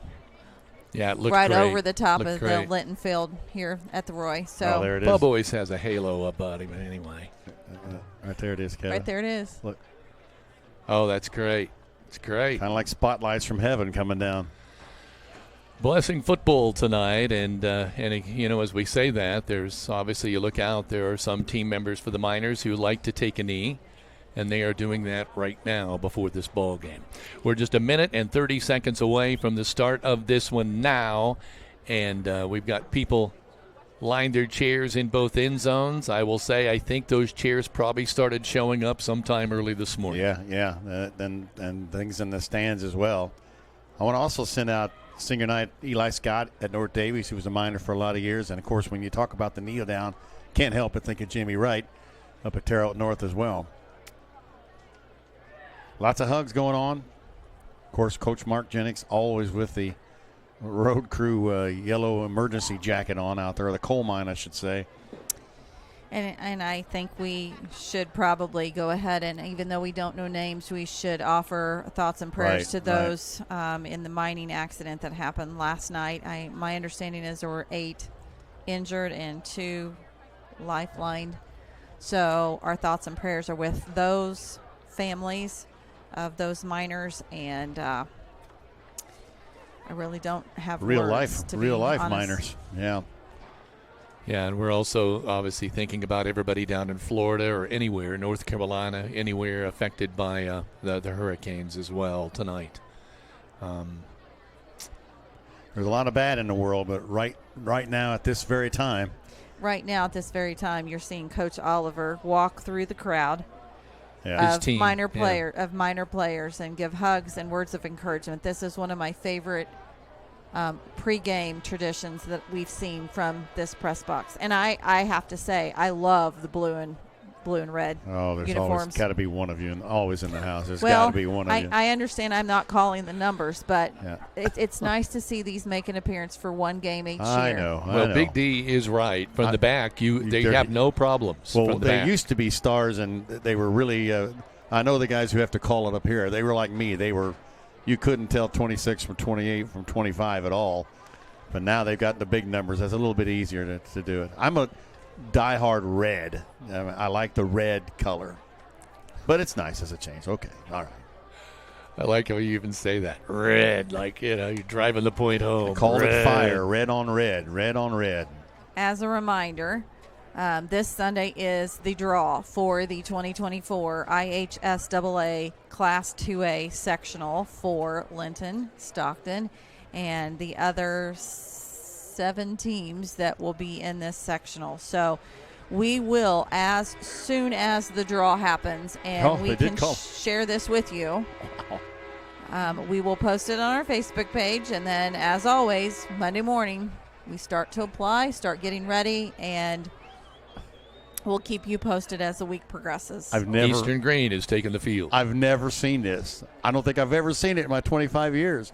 Eastern-Greene is going to get assessed a delay penalty for coming out too late. I don't think I've ever seen it. I don't know if it's a 5-yard penalty. Interesting. One of the area games it's not a good start. No. One of the games we're going to be watching tonight, North Posey in our sectional faces Southridge. The Raiders ranked in 3A. That ought to be probably the game in the area. I think Sullivan and Indian Creek would be interesting as well. Pike Central, too. Seniors going out there for the Miners. Well, we should know this. Is Cooper Smith, Feltner, Voigtchild, and Jennings. And for them, it's I can actually see it. They're just blocked right now. This is an amazing feeling. Of course, Lewis is out there. 26 is probably going to be Teague. 62. Yeah, Brody Teague is 26. Number 12 is Peyton Lewis. You called that. 62. Landon Henderson. That's Landon Henderson. Yes, correct. Oh, it's the only the one on the left. It looks like it's number 5. It's either 5 or 6. Bryson Jones. Yeah, it's got to be. He's not a very tall guy, is he? He's a running back. He's their Jesse, isn't he? Yeah, could be exactly. Let's hope not tonight. Well, you really can look across the field and see how small the numbers are. Number 5. Yeah. You know, the sun is about to set behind those trees, and it's going to be just about perfect. We're going to be under the lights about by the time we kick this thing off. We should also mention that we are currently still wearing pink for National Breast Cancer Awareness Month, and I noticed a couple of Eastern captains there have their pink knee socks on as well. So, well, I looked down to see the pink, and then I didn't see who won. There's still some discussion, it looks like. I think Jesse just signaled for take the ball going that way. Now, so I think Eastern won and declined, or whatever they call that, deferred. We'll see. There ought to be a signal just here. Just as I said it, Eastern's getting it. Eastern-Greene has won the toss, and they have elected to receive. So they're going to start out. The Miners will be kicking off. Now the interesting question is, from where? Yeah. We'll see if there is a penalty assessed. 5-yard penalty doesn't really deter you from doing that.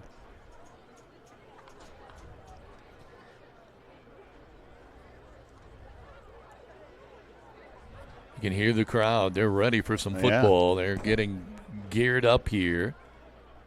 Eastern-Greene coming out, white jerseys, red pants.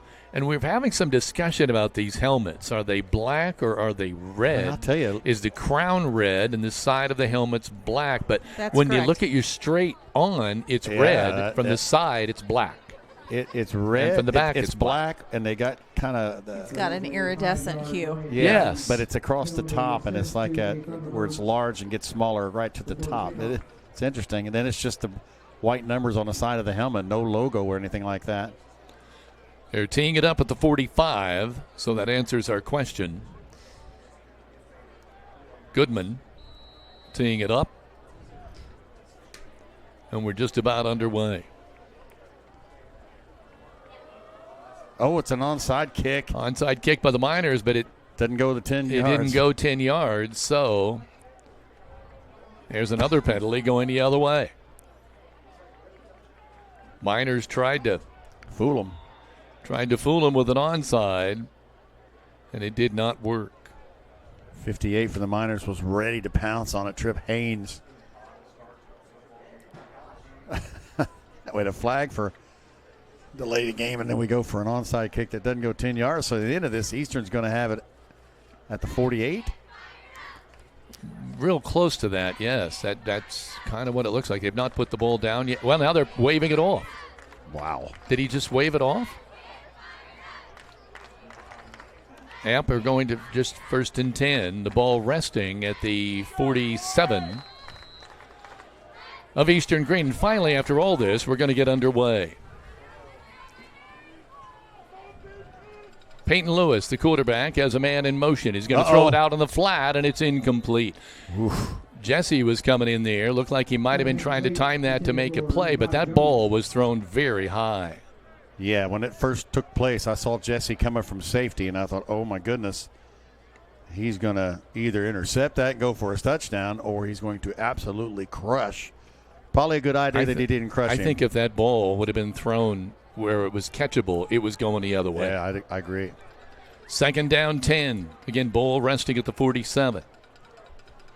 Peyton Lewis got a hand off straight ahead to his running back, number 26, Brody Teague, and he is spun down for no gain. Russell Goodman does what a linebacker is supposed to do, wraps him up, brings him down. They graciously give him a yard. They did, okay. More like half a yard, Yeah. maybe. Well, probably a yard. 3rd down 9.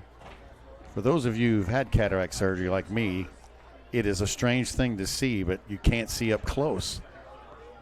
Exactly the opposite of what it's been all season. Working for the near hash mark.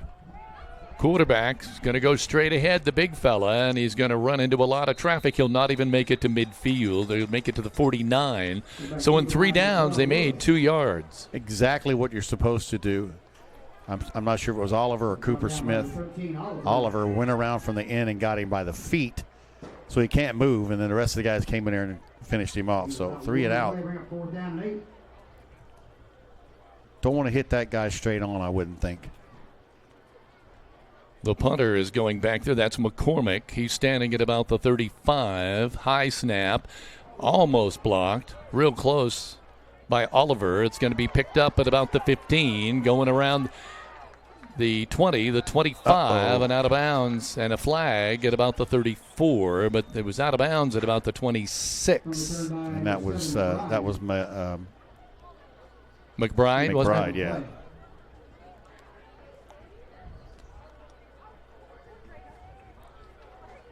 So the Miners will come out.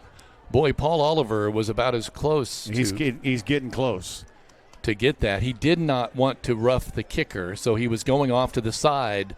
But his timing, he was there, I think, even maybe a little bit before that ball was kicked.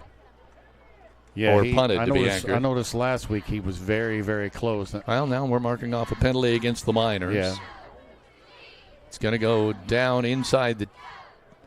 They call it at the 24-yard line. About the 14. So it'll be... Yeah, it'll be 1st and 10 at the 14. See who's coming out at quarterback. I think it is McBride. It is. Hands off to... Coming around the right side is... Goodman. Yeah, Goodman. Down by number 3, Jace Brown. Jace Brown going to track him down on the sideline. All 4 guys, all 4 main runners for the Miners last week were in the 60s and 70s running-wise. Cooper Smith wide to the left. Paul Oliver wide to the right. Got a man in the slot to the left as well. That's the wide side of the football field. One running back beside McBride. That's Jesse, and he's got it. He's trying to skirt around the left end. He does get around, but barely, but he's close to a 1st down. He had a lot of traffic out there. There were 2 players for Eastern-Greene that met him out there, but he was still able to pick up the 1st down. Looked like Decker did a good job of fighting off the block, and then Brown came up to assist him. And he's out to the 24, but it's a 1st down for the Miners. Sun finally behind those trees.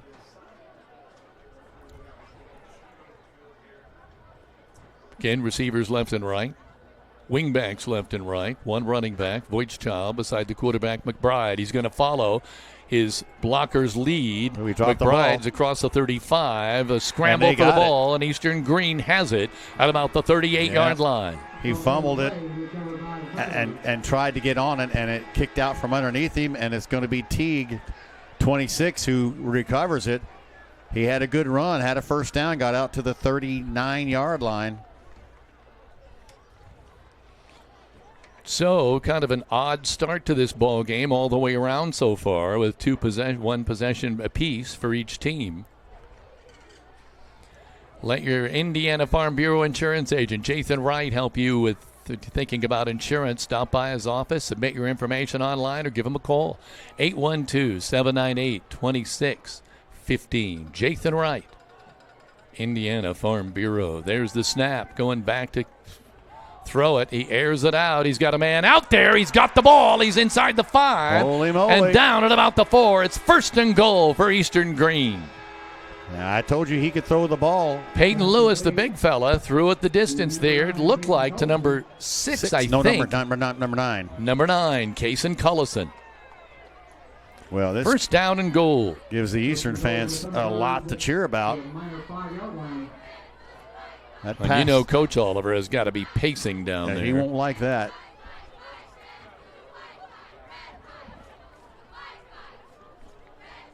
Eastern-Greene breaks the huddle. One wide receiver to the left, everybody else in tight. Quarterback.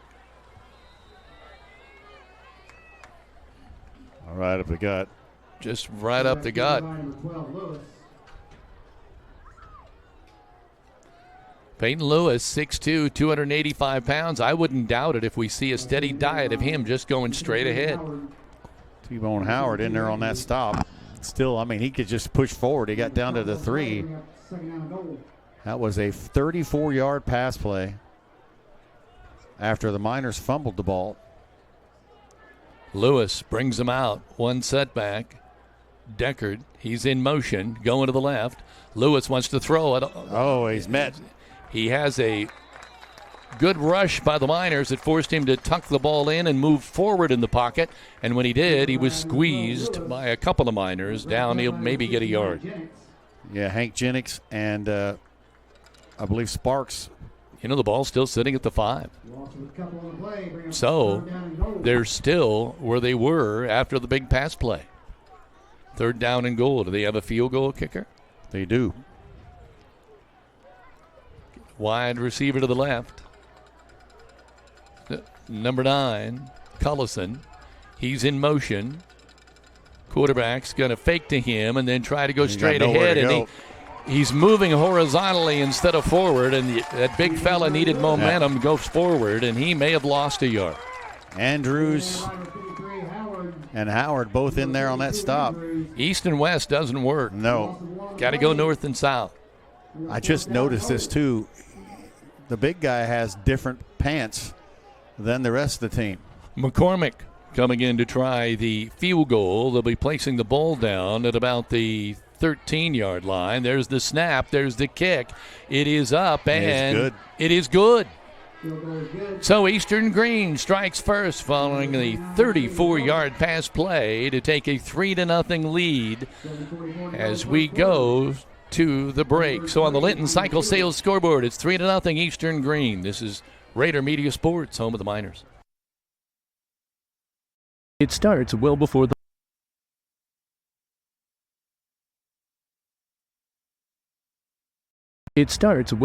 lights are turned on. The grill at the Grill is fired up well before the front door is unlocked and the first customer ventures in. I've been coming to the Grill for 30 years. It's the best restaurant in Greene County. It's a Ling tradition that's lasted over 100 years and in the same family for over the last 40. Open 7 days a week with carry out, and speaking of traditions, they have steak night every Friday and Saturday night. If you didn't stop by today, there's always tomorrow at the Grill in downtown Linton.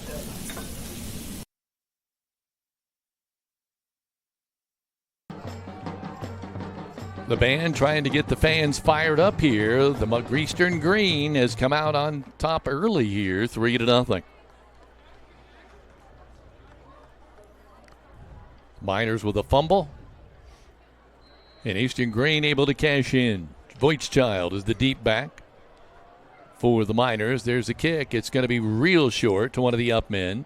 It's going to be across the 35 out to about the 37-yard line of the Miners. 1st and 10. Harrison James is the guy that caught it. Looked like 56. Don't have a 56 on the roster for them.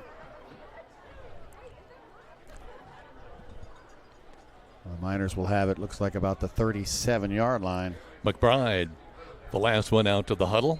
I like Oliver. He just goes straight out to the wide receiver position and waits. Yeah. Miners break the huddle. 2 wide receivers to the right, 1 wide receiver to the left. Wingback also to the left. McBride going to give it straight ahead to Jesse. He breaks through. He's skirting around to the 50 and down at about the 45. That was close. They were close to a run, Jesse run there. We're about a 1 man away. Boy, you think he isn't wanting to make up for that fumble earlier? And I wouldn't doubt the coaches maybe lit a fire under this offensive unit. Well, this is 2 weeks in a row we've came out and kind of the first series wasn't so good. Wide receivers left and right. 1 back. McBride retreats. He's going to air it out. He's looking for Paul Oliver, and he can't quite bring it in. Yeah, that was a jump ball. I would have put all my money on Oliver, but number 9, Collison, I think. It was almost a back shoulder throw there because Oliver came back in order to get the ball from the other side of the defensive back. He had a great chance to pull it in, but it was a good defensive play as well by the defensive back. Down around the Miner 15-yard line, so now we're looking at 3rd. Oh, I got the wrong. Receivers left and right. Man in motion. Cooper Smith, they pitch the ball to him. Cooper's across the 45, the 40, 35, 30, 20, 10. Touchdown, Miners! Cooper Smith takes it from 45 yards out. He's been close to breaking those 2 or 3 times in the last couple of weeks. The Miners answer fast at the 7:09 mark. A Stanger Holmes touchdown, and Cooper turned on some jets there. Great downfield blocking by the Miners as well. The Miners right now take a 6-3 lead in this one now with 7:09 to play in the first quarter. But we'll see here as they're preparing to go for 2. Everybody in tight here. McBride, man in motion. He's going to roll to his left, looking for a crossing pattern in the end zone. He throws it out here, and it's tipped and incomplete. Another nice play. Who was the player here who was wide open in the right-hand corner of the end zone? I thought Feltner back there or Oliver. No. It might be Goodman.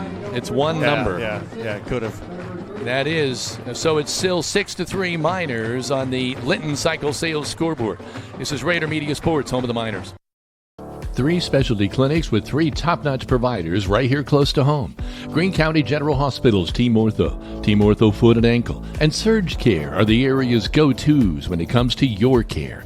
Team Ortho is home to the county's only board-certified orthopedic surgeon, Dr. John Hammerstein. Dr. Matthew Parmenter is a board-certified foot and ankle surgeon with more than 35 years' experience. And board-certified general surgeon Dr. Cam Gabrielson is trained to diagnose a wide range of diseases that may require surgery. Team Ortho Foot and Ankle, and Surge Care, the trio you can trust. They're all part of the Greene County General Hospital family. Our family, caring for yours.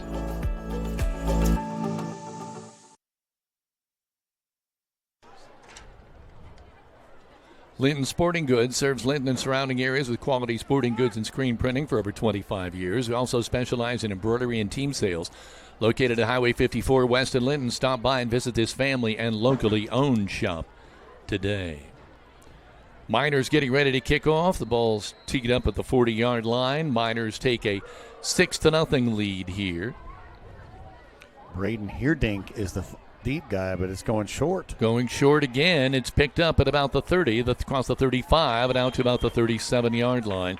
I wonder if they've seen something that makes them think they want to do that. Anyway, it was returned by Bryson Jones. And he was brought down by a senior, Tyler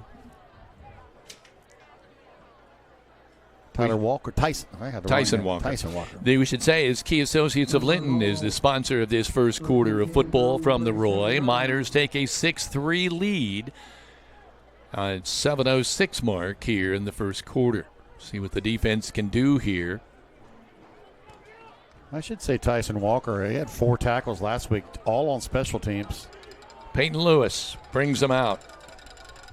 Teague, the setback on the sidecar to his right. He's going to follow him and try to get to the outside, and he's hit low and spun down. Oliver hit him first, and he spun out of Oliver's tackle, but he went right into 3 other Miners. You can see what the coaches are telling them to do. They just go right down the ankles. Jennings and Goodman both on that. You know, the last couple of carries by Peyton Lewis, though, he's not using his bull, as an advantage. He's hopscotching right to left, instead of just running straight ahead. It kind of looks like he's trying to look for a back door that he can kind of get some bigger plays out of. 2 wide receivers to the right, 2 wide receivers to the left. Man in motion. They're going to give it to Teague, coming in kind of a cross-buck play. He's across the 35, out to about the 36. 3 Miners out there. Andrews, Sparks, and Goodman. Oh, I think he got more than I thought. I'm sorry. They placed it out at about the 39. So that'll make it 3rd down 8 now. Just under 6 minutes to play in quarter number 1. Well, you got to figure the pass is coming here. You got to figure it. Noah Coomer is wide to the left, 2 wide receivers to the right. The ball right in the middle of the football field. Man in motion is Teague. Quarterback going back, wants to go to Teague. No, that's not Teague. I'm sorry, that's Deckard. Aiden Deckard makes the catch, but he's spun down immediately. He lost a couple of yards, so it'll be 4th down and long for Eastern-Greene. Cooper Smith was right on him out at the 36-yard line, loss of 3. So they knew that was coming. So McBride and I think Cooper Smith are deep. What the heck? I got to take my hat off. I'm having problems here. Probably Feltner and McBride. And it's going to be Feltner. Nope, McBride. McBride picks it up at about the 30, across the 35. Boy, almost a horse collar there, but he's down at about the 40-yard line. 1st down and 10, Miners. Ball 1st and 10, they're on the 40-yard line. See what the Miners can do here. They have the early lead, 6-3, but Eastern-Greene came out on top early with a field goal, of all things. I think the first field goal we've seen in this field this year.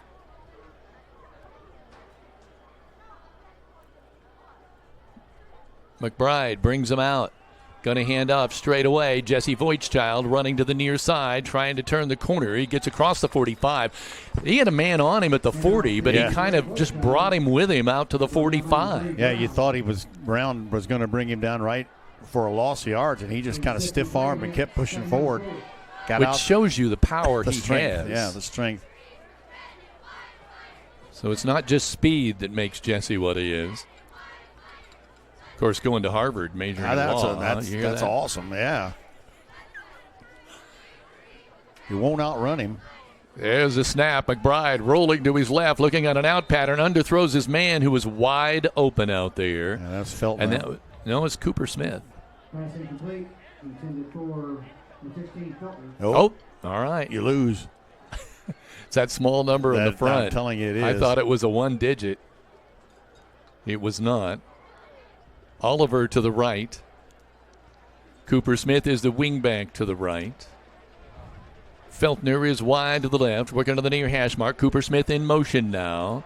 McBride looks back over to the sideline. I don't know if they're making a change in the play or what, but McBride waiting for the snap. He's going to follow his blocker out the left side. He's across midfield, skirting inside the 45, trying to get to the 40. He'll not make it, but he's down at about the 43. It's a 1st down and 10, Miners. Great run. Yeah, again, he's by the quarterback.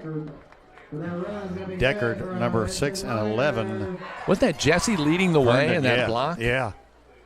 I mean, you got to figure they're 2 of the smaller, but boy, they were running with some authority on that play. 1st down and 10, Miners.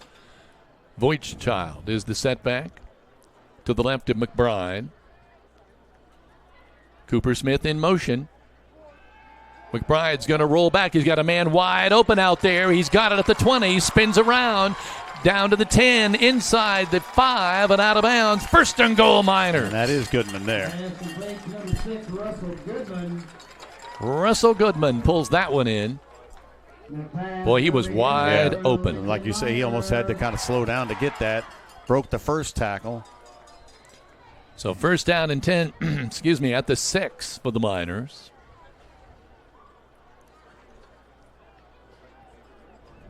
Two wide receivers to the right, one to the left. Going to give to Jesse. Voigtchild skirting around the right end. Oh, he's hit and hit hard. He spun down, but boy, the first person who made contact made sure Jesse knew he was there. That was Brown, number 3. Totally changed his direction. Boy, Jesse's about as close to the end zone as you can possibly be.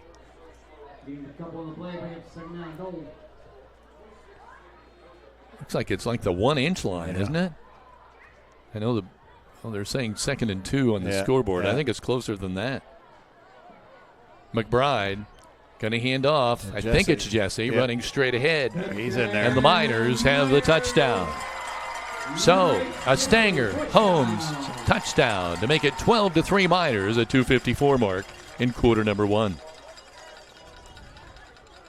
Well, the Miners gave up a long 34-yard pass play that ended up in a field goal to give Eastern-Greene the early lead, but then have scored 2 unanswered touchdowns since. Again, going to the 2-point conversion. McBride from the gun. Man in motion. He's going to give to the man in motion. Going straight ahead. And it is a 2-point conversion for Russell Goodman. He was lined up on the left side and took it going to his right and was able to power his way to the end zone. The Miners own a 14-3 lead on the Linton Cycles Sales scoreboard with 2:54 remaining in quarter number 1. The Miners lead it 14-3. This is Rader Media Sports, home of the Miners. Good at a lot of things, like cheering on the Miners to victory. Indiana Farm Bureau insurance agent Jathan Wright is good at making sure your insurance needs are just right for you. That's why Jathan is here to help you work through any questions you might have about your auto, home, renters, business, and life insurance. Then you can get back to making sure the Miner fan section is louder than the other team. Talk to Jathan. Stop in or submit your information online and give him a call at 812-798-2615. Start with Indiana Farm Bureau Insurance and stop knocking on wood.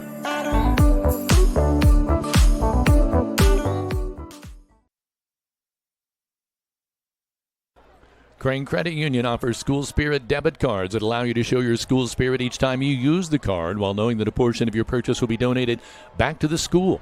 If you'd like a Spirit card or for more information, visit your local branch of cranecu.org today. Miners tee it up. Little hiccup off the top, Big D, but since then, the Miners have done very well. There's the kick. It's going to be taken at one of the upbacks at about the 25, across the 35, and down out to about the 37. Let's see, I think. 26. Oh, there's Teague. Isn't that who that is? Yeah. Brody Teague. Yeah. And again, Webster getting in there, getting by the ankles, and look like, again, Walker as well. Peyton Lewis will bring him out of the huddle.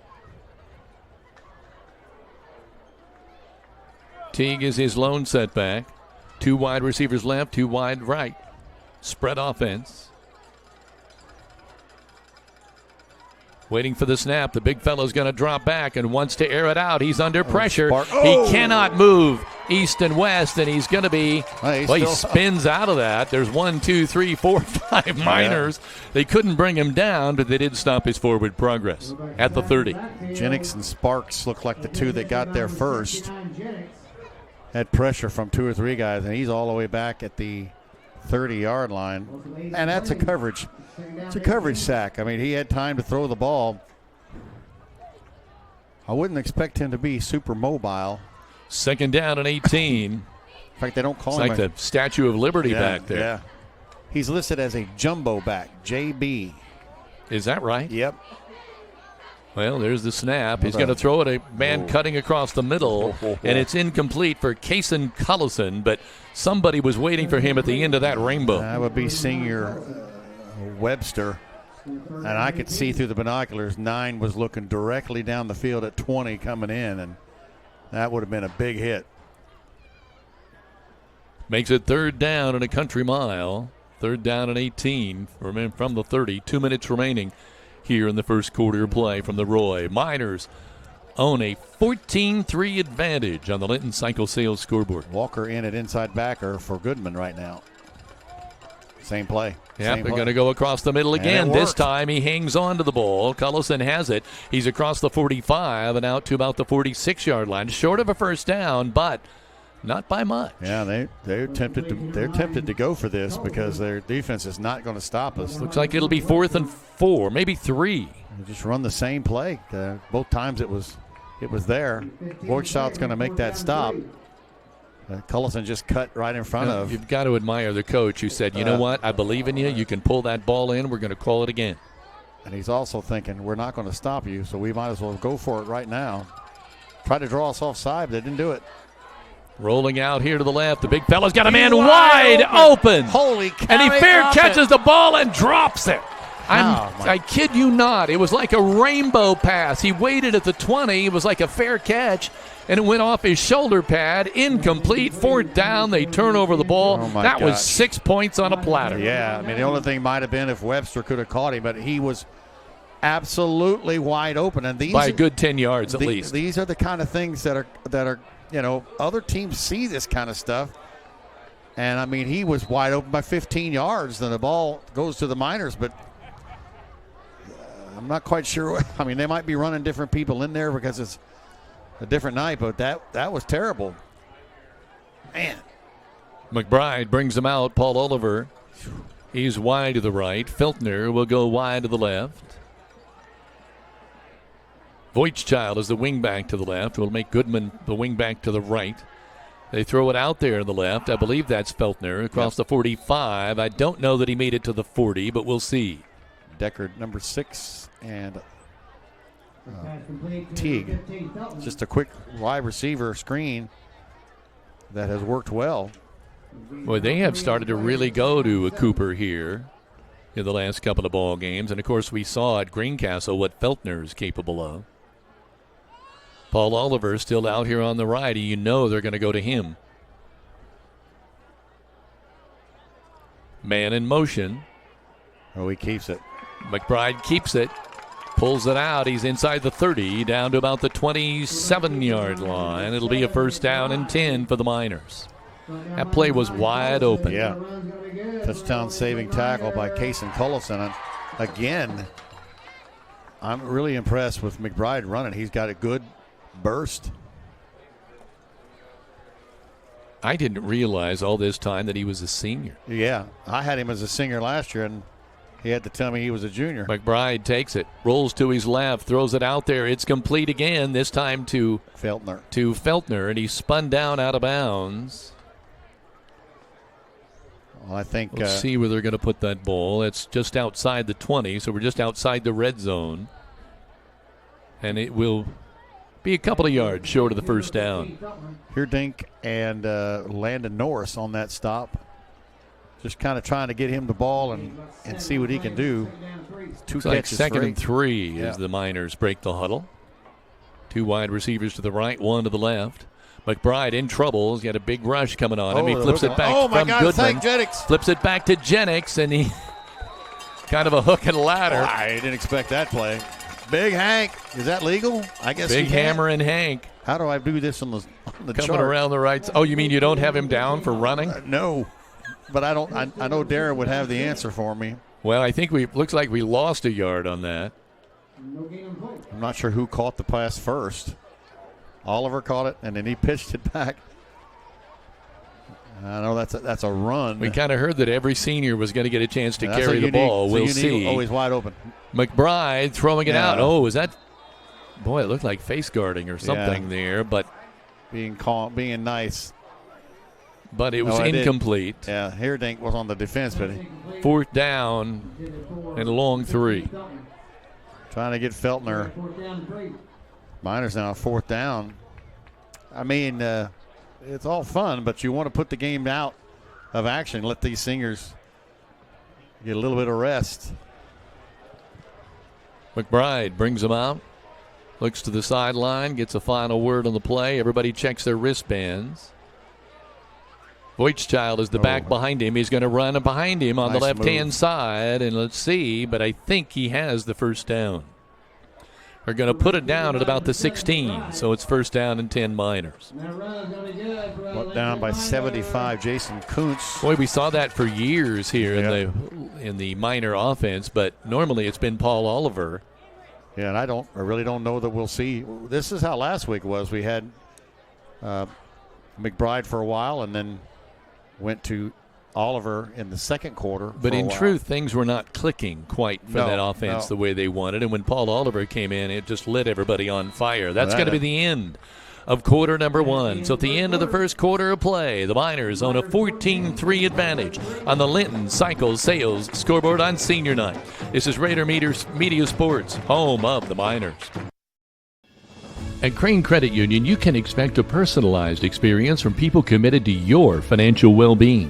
When you visit one of our 18 branches across southern and central Indiana, you will be greeted by our team that is committed to supporting your financial needs, dreams, and possibilities through all the stages of your life.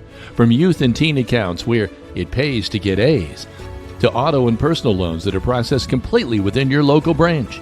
Your local staff can assist you with mortgage and home equity needs, and when the time is right, we can help you with your IRA retirement accounts. We will be with you every step of the way. Crane Credit Union, building relationships since 1955.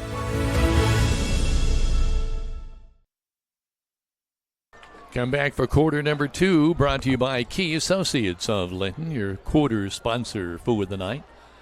Miners own a 14-3 lead, and they are not driving. They're inside the red zone of Eastern-Greene. Boy, I keep thinking back. I'm going to see that pass play with that going off the shoulder pad of Eastern-Greene when they had 6 points in the books. They're going to look back on that play tonight.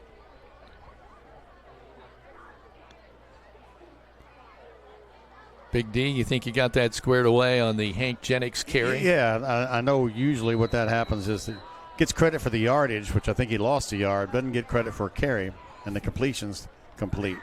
McBride working from the gun. Feltner to the left, Oliver to the right. Man in motion, they're going to give to him, and then he gives it back to Feltner on the reverse, coming the other way. He's got to turn the corner. He does. He's inside the 15. Gao going down inside the 10. Close to the 5. Let's see where they finally spot it. I didn't think he had that much room to run. Yeah, and I thought Lewis was coming to get him, and he made a dodge there. Looked like 52 might have got the tackle, Kendall Britton. We're seeing all sorts of different plays. This is a run for Feltner. Haven't seen runs from Feltner. They're going to test your scoring capabilities tonight. Miners coming out again. 2 wide receivers to the right, 1 to the left. McBride's going to roll to his left, throw on the out pattern and try to catch it. I think it's incomplete. Intended for Feltner right at the goal line. That ball was really in the dirt. Throwing on the run a little bit, underthrown. Looking to buy or sell your home? Trust the local expert Corey Motter knows Greene County inside and out with years of experience and a passion for helping you find your perfect property. Close it with Corey and make your real estate dreams a reality. I think they're really trying to get the seniors to score because they're going to Hayden Feltner quite a bit, and he deserves it. I want to say hello to Susie Shepler watching from home tonight. Says good luck Miners and Harrison James. McBride motoring right ahead, and nobody touches him. Touchdown Miners from 6 yards out. And he's a senior. That's good for him as well. And the score is now 20-3 Miners on the Linton Cycle Sales scoreboard. And they'll line up for 2. That, of course, a Stanger, the 3rd Stanger Holmes touchdown. Also to Larry and Rita Smith and J.R. Gerald, Melody Thewis, all watching from home, and says thanks for the broadcast. Rolling to the right, McBride's got a man out there, complete, and I think that's Feltner. Yep. So the 2-point conversion is good, and the Miners take 22 unanswered points after falling behind by 3. They come back and take a 22-3 lead with 11:41 remaining in the first half. So on the Linton Cycle Sales scoreboard, Miners 22, Eastern-Greene 3. This is Rader Media Sports, home of the Miners. Have an opportunity to do something special, and I want to be part of it. That's a shake 'em up. The basketball. Lob it up. Yes. Throw it down. We have a dream as an organization to be an NBA championship organization. People are going to find out about the Pacers.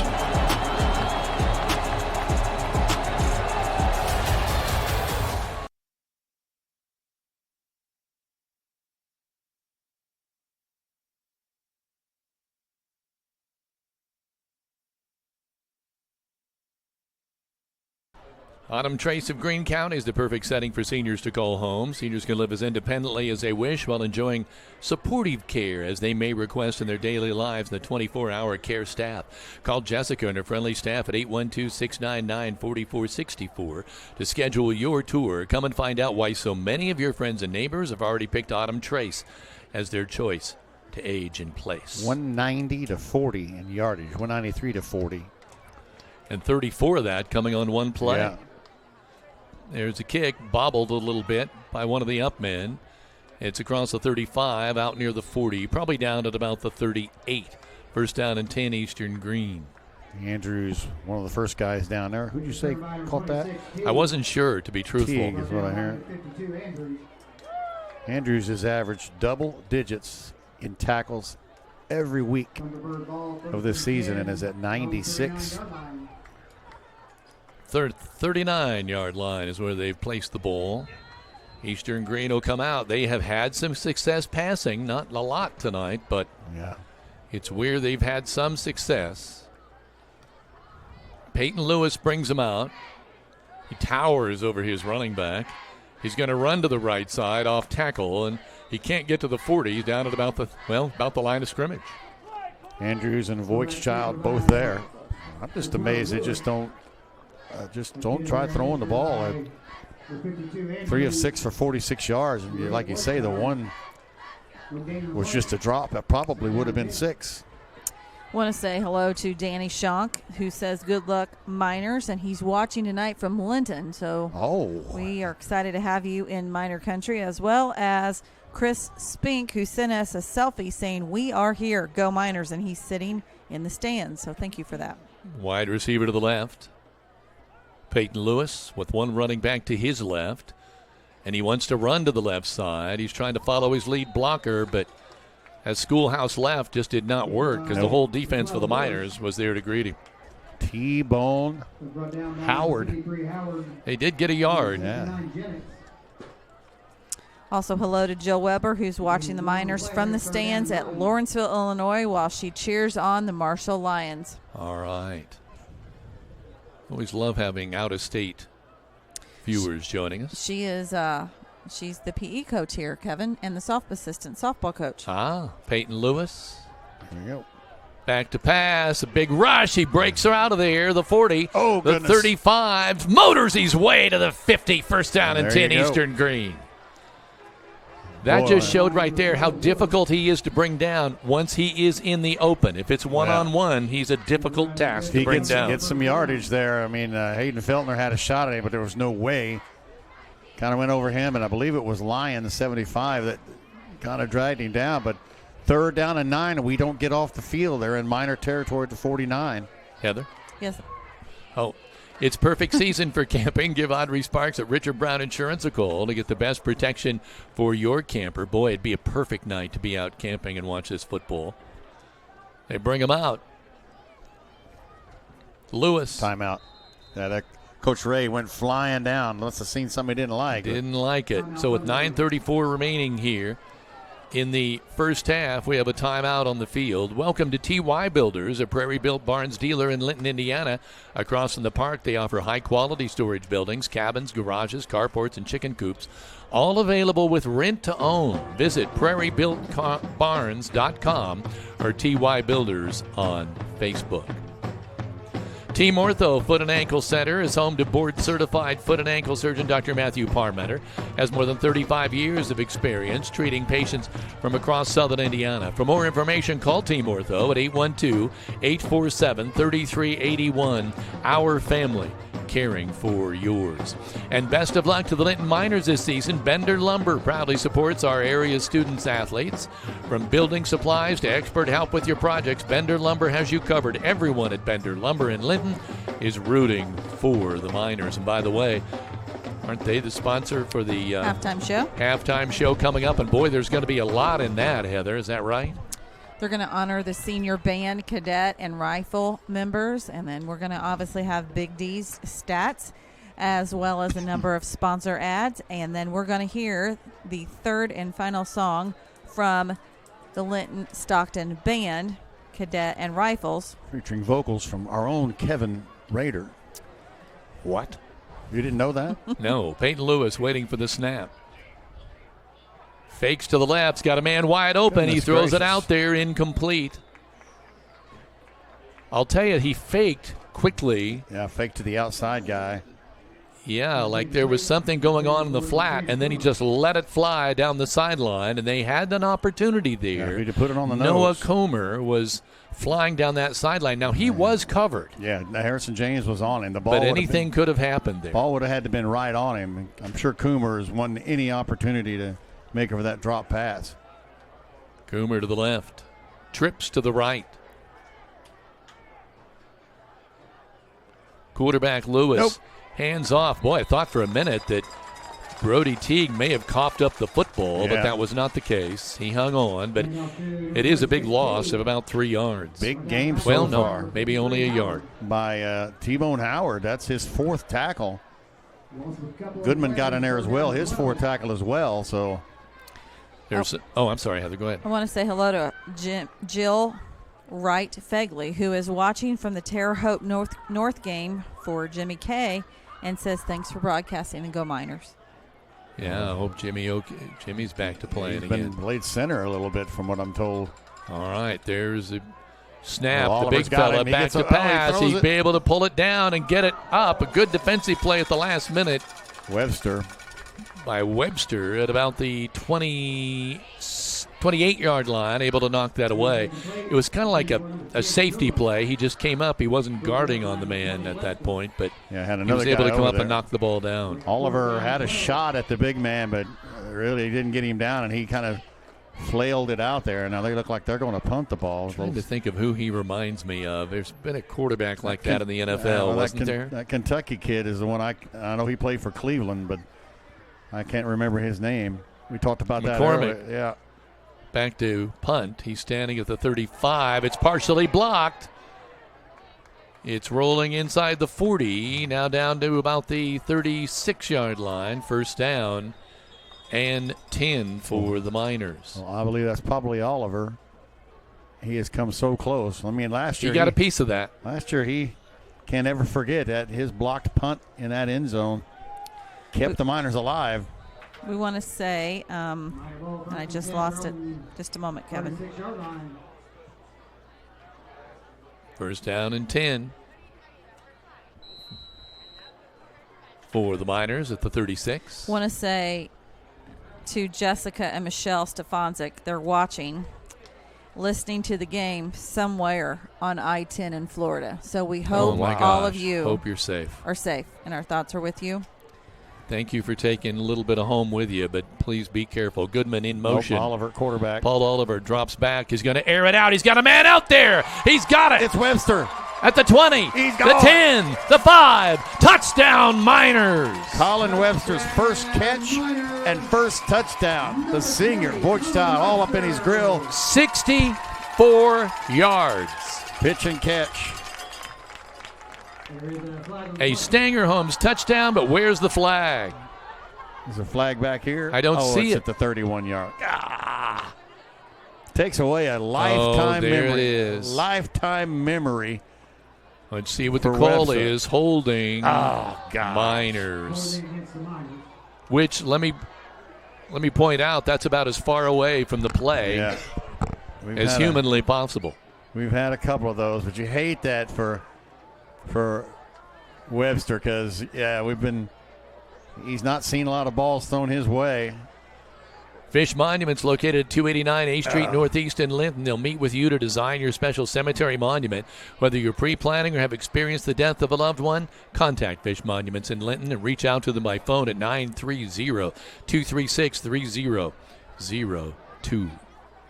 And Green Streets is a proud supporter of Linton Minor football and Linton athletics. Green Streets covers crime news, court news, jail logs, obituaries, and other news around Greene County. Visit Green Streets at greenstreets.com. May see it happen again. Nope. Going to give it inside on kind of a jet sweep. That didn't go anywhere. Didn't even get to the 25. That was ugly. Cooper Smith. But Walker and 20 Norris were right there on it in that play. Now we got a timeout. I got a feeling the coaches are not real pleased. He's got a timeout on the field. That's what we have right now with 8:09 to play in the first half on the Linton Cycle Sales scoreboard. It's 22-3 Miners. This is Rader Media Sports, home of the Miners.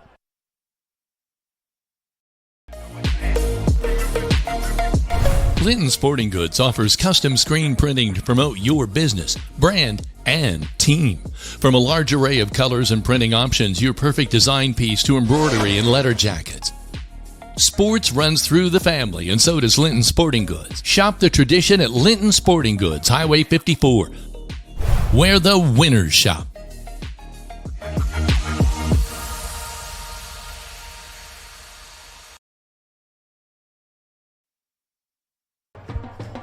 Welcome back to Rader Media Sports, home of the Miners. We're going to catch up real quick here on Facebook. For those of you that are checking in, Stacy Llewellyn says, Kevin and I are watching. Give a shout out to Grace Llewellyn for manager and says, go Miners. And Jim and Sue Bedwell says, we'll be watching this a little bit later. Miners going on the right-hand side. Paul Oliver trying to drag someone out to the 35. I don't think he made it. He'll be down at about the 34. McNeil, the leading tackler for Eastern. That's the first time I've called his name. Gets out to the 34-yard line. Got a feeling if the game was on the line, Paul would have broke that tackle. But first carry for Paul. This is a game we haven't called Paul at all, receiving or running the ball. Well, haven't needed. Yeah, there's still time. Here he fakes the handoff, going straight ahead, and he's met by a... Yeah, that didn't work too well either. Peyton Lewis. Good 3 Eastern-Greene football players. So we're going to set up a 4th down. 4th down and long. 4th down and 9. Yeah, I think Coach is going to say, look, it's a good time to practice your 4th down plays. I mean, you're up 22-3, but, I don't think we're the last couple of running plays. Oliver. Oh, look at that. Going to hand it off. Not going to make it. Not going to make it. He's going to go outside or across the 40 out to about the 44. And so it'll be 1st down and 10 for Eastern-Greene. Tackle was made by 63, and he's not on the roster. From Jill Fegley, she said, yes, Jimmy K is playing some center and has risen to the occasion. He has a proud Nana and Papaw. That's fantastic. Glad to hear it. He knew he'd rise to the occasion. Yeah, I know he's certainly missed here. Yeah, we missed the right, folks. And she said, Big D, you'll remember Jimmy K's uncle Spivens playing center. He was a center when I was we graduated together. 2 wide receivers to the left, 2 to the right.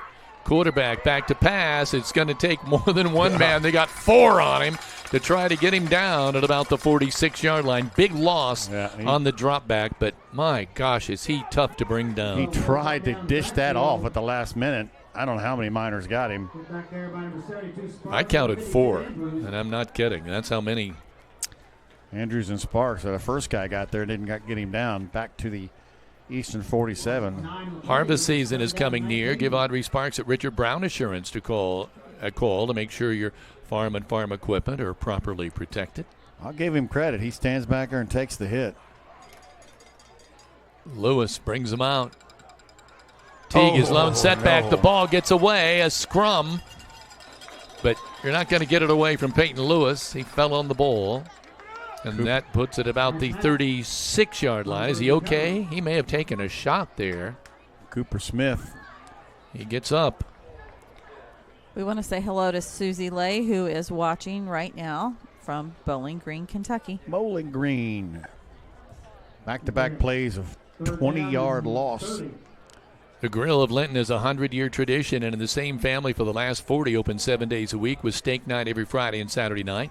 You can dine in or carry it out at this eatery located in the heart of downtown Linton. Oh, my mouth is watering. Yeah, I don't blame you. Those steaks are everything there is good. There's a good run by Teague. He was spun around because somebody had got a hold of the football and spun him down. Is that Jennings? That was Hank Jennings on a senior night. Hank. Boy, Hank, Teague came by him. He just grabbed the football. And that spun Teague down. Boy, they lost another couple of yards. That's. Yeah. 4th down and 29. 29 miles genuinely is. Does that put you back to Eastern-Greene? That's further than. There's the boot. We got it coming the other way. Feltner, he's across the 35 to the 40 and down at about the 41. Nice sure catch. They'll give him the 42. 1st down and 10 Miners. So here's a comment from Jesse Gaither. Jesse. The hefty lefty Jared Lorenzen. That's it. Played with the Giants after That's Kentucky. And by the way, they love the streams. Lorenzen, that's it. Yeah. Boy, that kid was a Couldn't think of his big name. fella.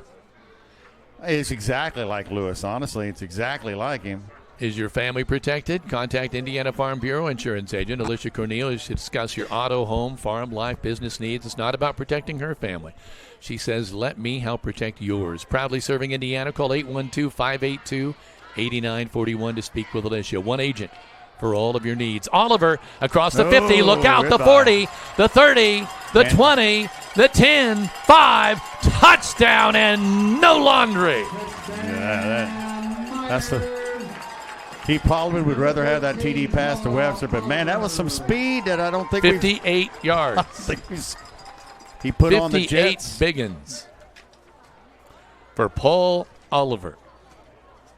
Yeah, that's the kind of speed breaking and hitting that hole. Used to see Jesse, the body Gaither, run like that back in his high school playing days. Only in his dreams, I think. So the Miners will go for 2. No. Romeo Nelson's out there to kick. Oh, my gosh. We got guys panicking. Nobody knows what's happening. Look at. We got extra guys running out of there saying, what? We've never had practice this in years. Now, he did try one earlier. Now, this is who? Romeo Nelson. Nelson. There's the snap. The Come on, ball's Romeo. placed. Romeo. Ooh. I don't think that got off the ground. Ooh. Just went right into the front line. Like the golf swing where you look up before you hit it. And you know, Romeo's going to hear a lot about that one. He will. So with 4:26 remaining in the first half, the Miners have a 28-3 lead on the Linton Cycles Sales scoreboard. After that Stanger Holmes touchdown by Paul Oliver. This is Raider Media Sports, home of the Miners.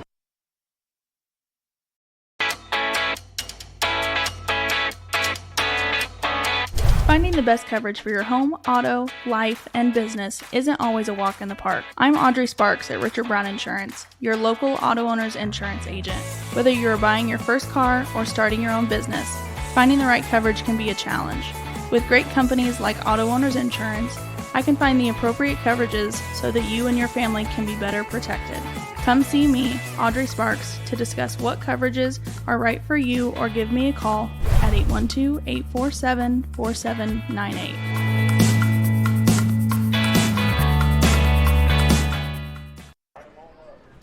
Welcome back to Raider Media Sports, home of the Miners, where we want to catch up just real quick on a couple of comments, as we always love for people to reach out. Peggy Fonseca watching from Texas.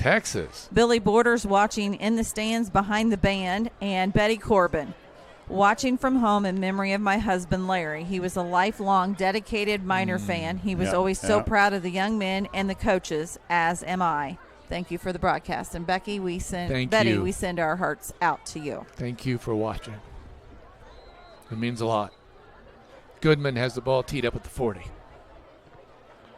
In the air is going to go to one of the up backs at about the 25, the 30, the 35, 40, and across the 40 down to about the 44-yard line. Great field position for Eastern-Greene, but so far they haven't been able to move the ball much. What is their yardage, Big D? I know you're going to have it at halftime. He'll have everything at halftime. 33 total offense.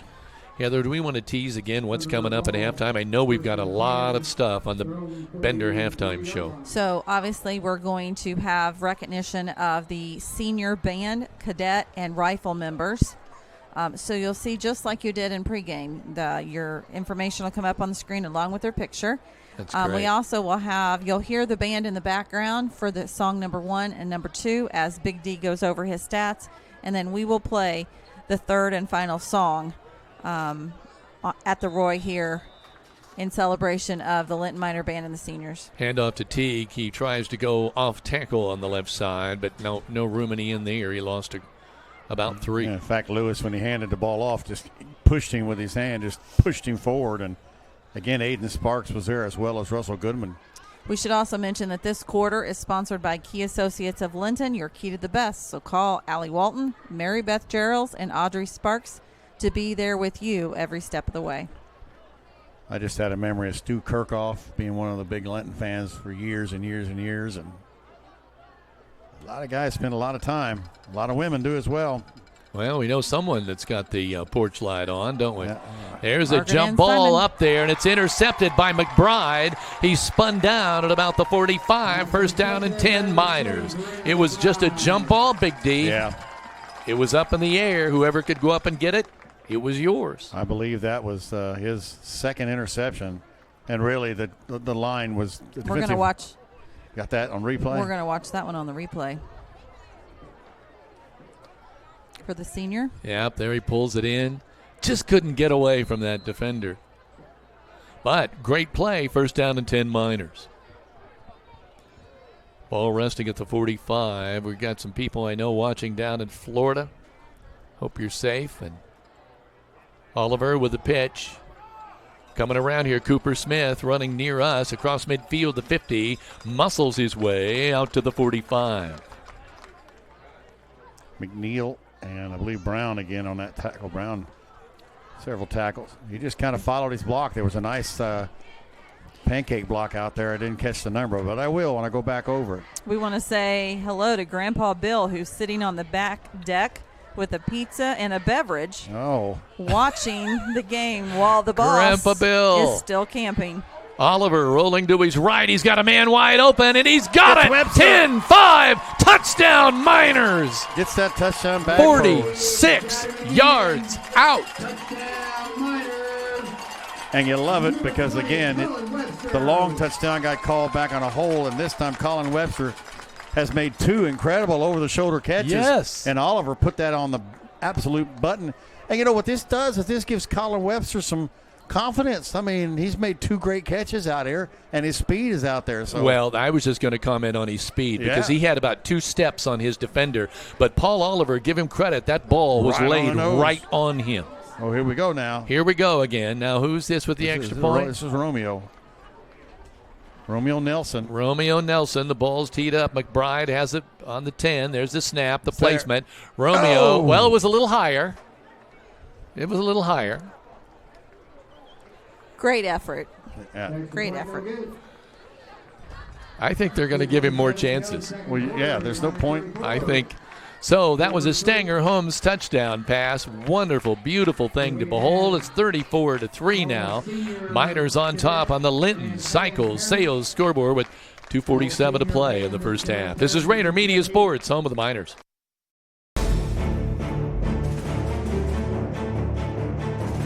Whether you're looking to purchase or sell a home, the opportunity is better than ever. Take advantage of the falling interest rates. Real estate provides the highest returns, the greatest values, and the least risk. The best investment opportunity will not fit into a safe deposit box, but you can live in it. Go with the tradition of trust. When you are ready to buy or sell, call me, Michelle Stanger at Stanger Homes at 812-219-2307 and start packing.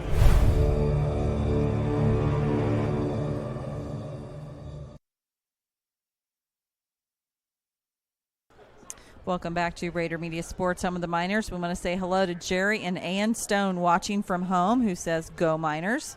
Michelle Hollingsworth, "Go Miners." And let's see, Leah Lucas, "Go Miners." It's kind of a rhythm here. Theme for the and night. Billy Joe Fishridge, who is watching in the stands. So we want to say hello to you. Margaret's probably got the porch light Margaret's on got tonight, the doesn't she? porch light on and says, "Go Miners." Seeing up the ball at the 40. Goodman will put his right leg into this one. And I have to say to Margaret and Simon, you are a blessing to so very many people. So thank you for all the encouragement that you give so many people. Bryson Jones. Oh, no, it's one of the up men. Probably across T. the 35. I think you may be right. It's about the 37-yard line. Oh, Andrews. I mean, he's 26. Yeah, that's Teague, and he's gets up a little hobbled. I hope he's okay. It's bad enough to have to deal with Andrews on a regular defensive tackle, but he's running down the field 25 yards full steam. And Thunderbird ball, first and 10 at their own 37-yard line. They break the huddle. Eastern-Greene scored first with 3 points on a field goal, and then the Miners have scored 34 unanswered. They nearly scored on a long pass play. Kid dropped it. Uh-oh. Going to throw it out here in the flat. Almost picked off. In and out of the arms. Is it Feltner? Feltner, yeah. He was looking for interception number 5. Intended for number 5, Jones. Looking up by number 15, Feltner. He'd like to have that one back. Second down, 10. Ball at the 37.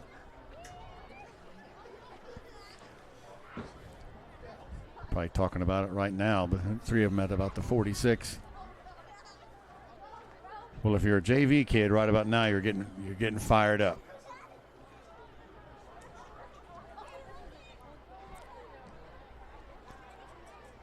Peyton Lewis is going to hand off He straight drops it. ahead, and He loses it. Aiden Deckard lost the ball. Let's see, do the Miners get on it? It's going to be Goodman. T-Bone is acting like he might have been the man who did it. That was number 5 on that carry. He didn't have a chance. I mean, T-Bone. So the Miners will take over deep in Eastern-Greene territory with the ball at the 34. First down and 10 Miners. 2:33 on the clock.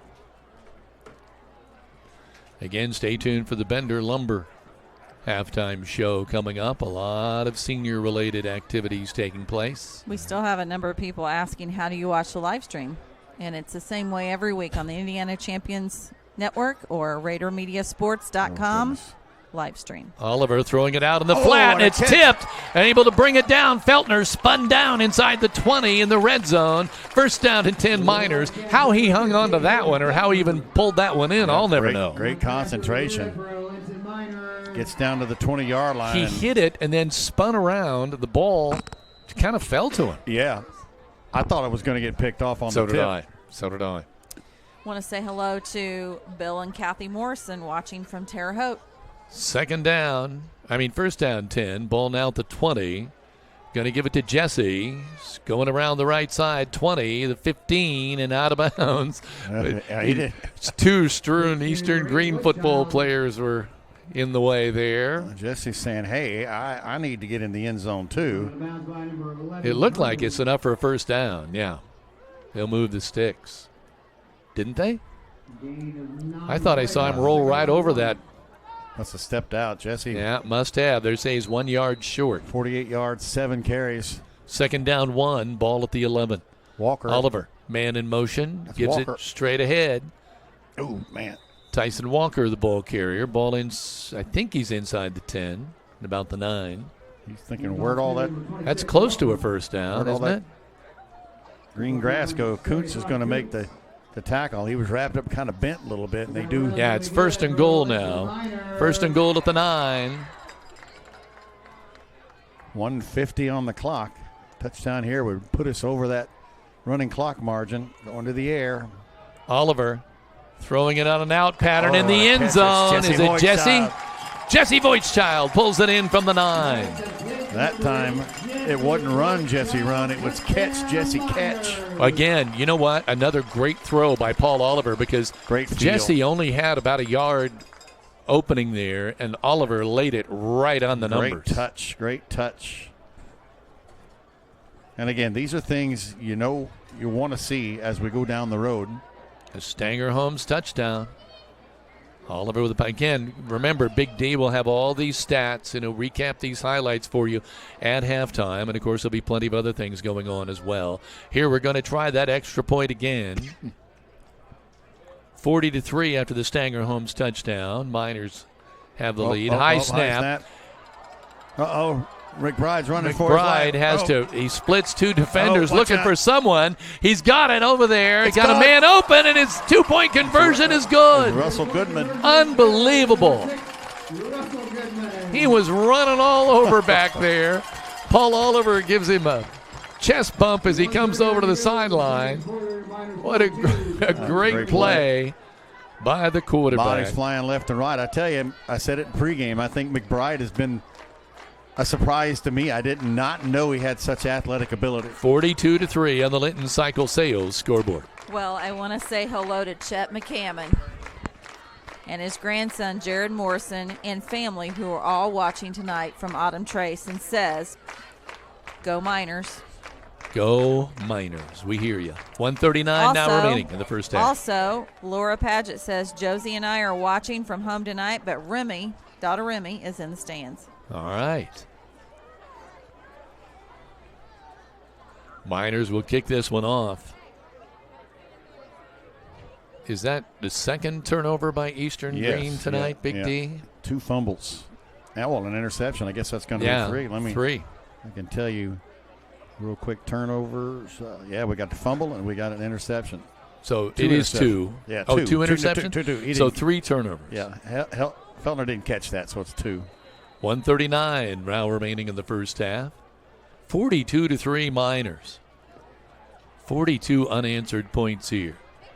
Coming away, Brayden Herdink, one of the up men, bringing the ball back for Eastern-Greene. He's downed at about, look like it's going to be about the 39.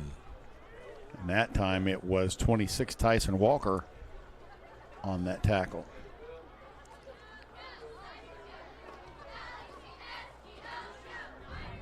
Well, we better get our eyesight ready for the second half, seeing these numbers.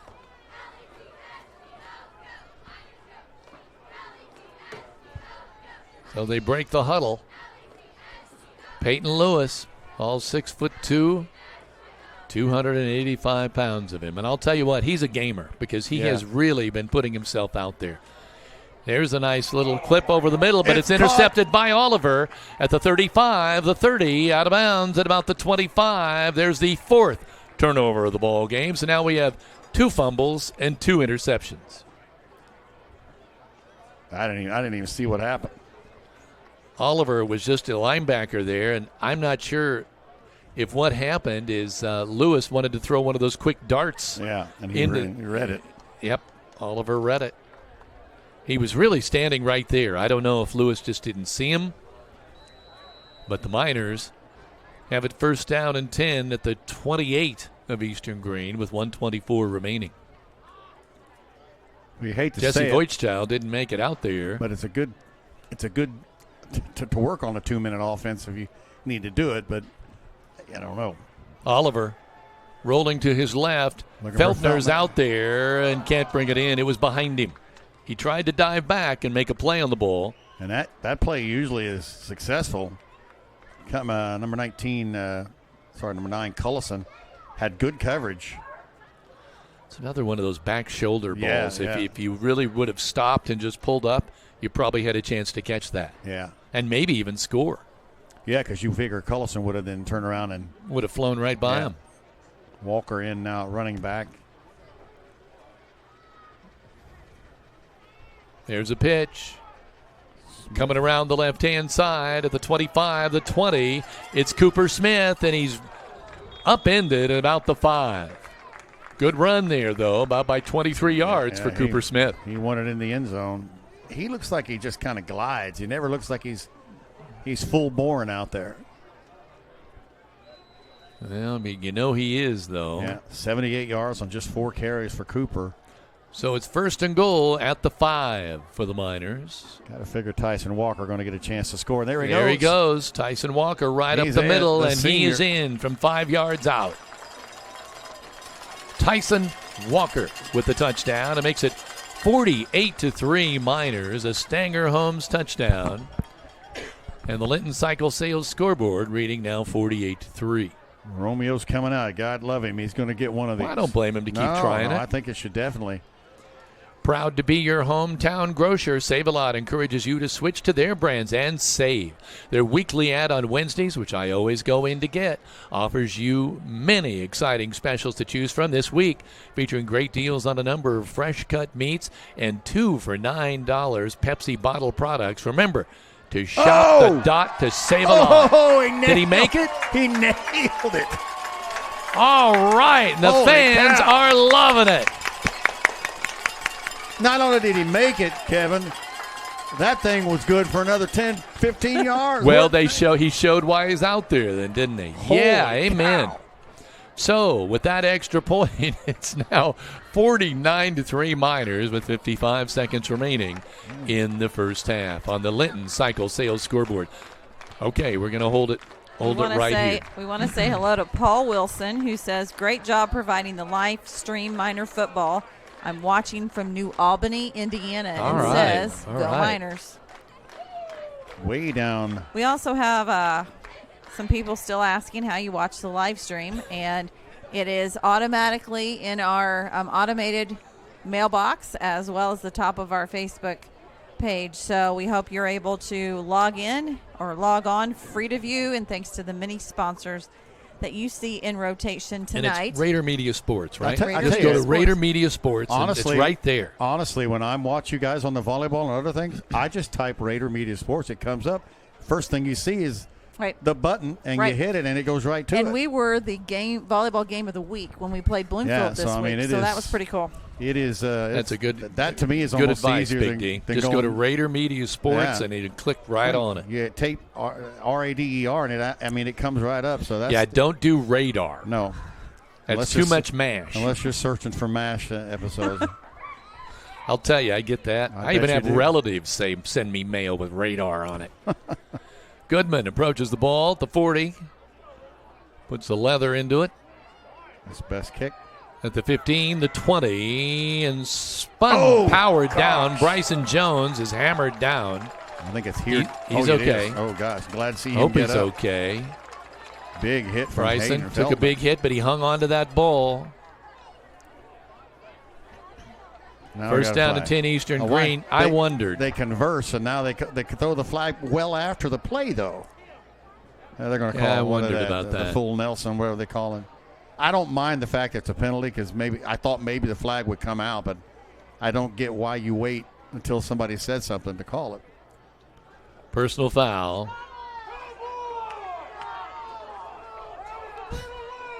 Yeah, I don't think it's the fact that it's the penalty, but why not call it? The flag would have come right out. We're going to turn that mic down. Turn the mic down a little bit for a while.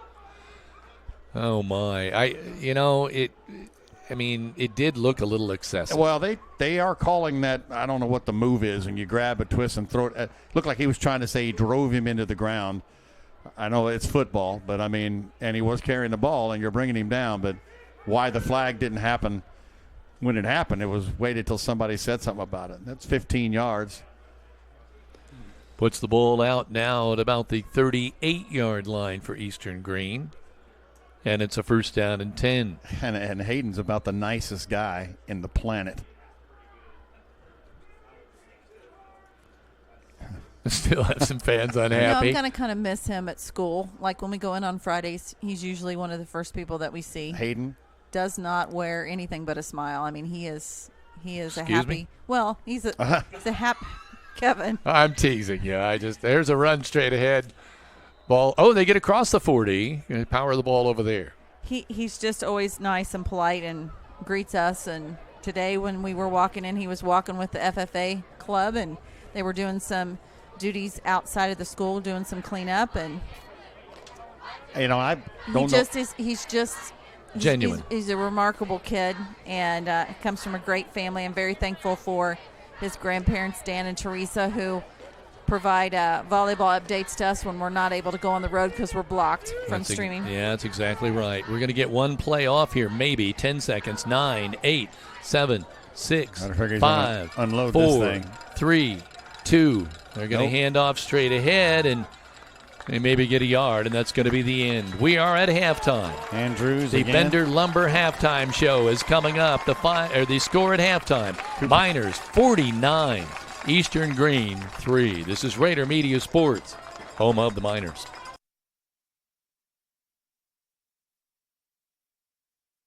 Correll's LP Gas has quite a story to tell. A locally owned operation for 78 years, offering residential and agricultural propane in 6 counties.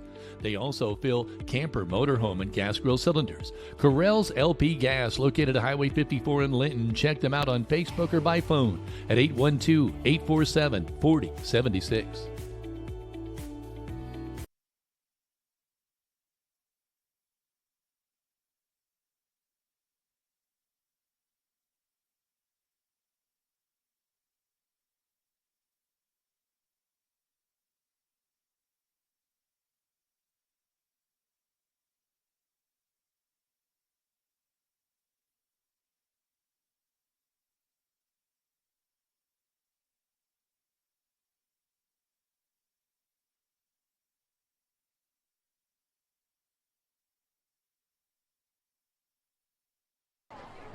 Welcome back to Raider Media Sports, home of the Miners, where we are getting ready to watch tonight's halftime show by the Linton-Stockton band.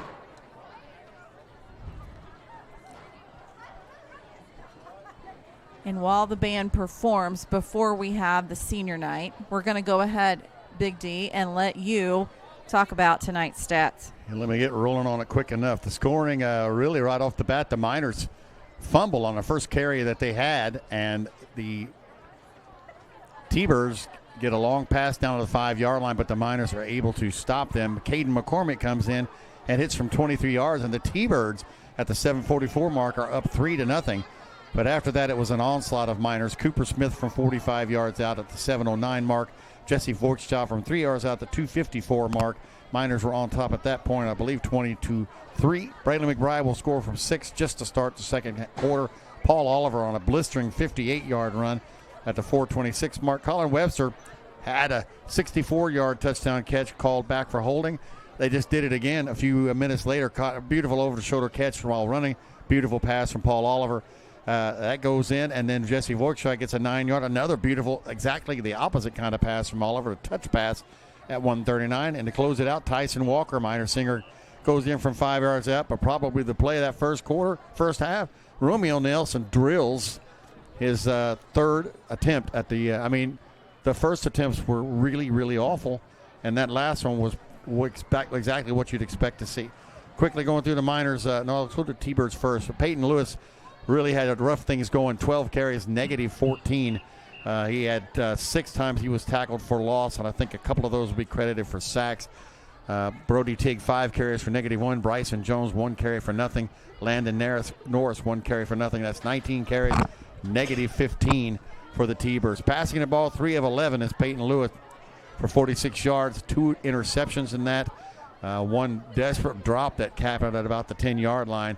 The receiving, 2 catches, 49 yards for Kason Cullison. Made a great grab early, and Aiden Deckard had 1 for 3. So they have 46 yards passing, -15 rushing, for a total of 31 total yards. The Miners offensively, just a plethora of talent. 5 carries for Braylon McBride, a touchdown to run, 53 yards. 7 for 48 for Jesse Voigtchild, a touchdown. Russell Goodman just 1 carry for 8 yards. Cooper Smith 4 for 76. Oh, we're doing the singing thing now? All yes, right. we are. All right. For all their hard work and dedication over the last 4 years. We begin tonight with Brady Bedwell. Brady is being escorted by his grandparents, Larry and Joe Bedwell. He has been a band member for 4 years. Brady's future plans are to pursue music and MMA fighting. Brady Bedwell. Natalie Brinson. Natalie is being escorted tonight by her parents, Stephen and Amanda Brinson. She has been in band for 4 years, a flag team member for 4 years, and a flag captain for 3 years. Her future plan is to pursue a degree in speech pathology. Natalie Brinson. Bentley Ford. Bentley is being escorted by her parents, Cassie Winters and Greg Ford. She has been a member of the dance and flag teams for 4 years. Bentley plans to attend Indiana State Honors College for a degree in elementary education. Bentley Ford. Kennedy Hibbard. Kennedy is being escorted tonight by her mother, Ashley Hibbard. She has been a member of the cadet team for 1 year. Kennedy's future plan is to become an Indiana State Trooper. Kennedy Hibbard. Aaron Hibbard. Aaron is being escorted tonight by his aunt, Kimberly Mize, and his mother, Ashley Hibbard. Theron has been on the Flag Corps for 3 years, the Rifle Corps 2 years, and the dance team for 2 years. Theron's future plan is to attend college and pursue a degree in elementary education. Theron Hibbert. Caitlin Jenkins. Caitlin is the daughter of Melissa Carpenter and the late Jason Jenkins. She has been escorted tonight by her mother, Melissa Carpenter, and her stepfather, Eric Carpenter. She has been a band member for 4 years and a cadet member for 3 years. Caitlin plans to pursue a degree in elementary education. Caitlin Jenkins. Amelia Lynn.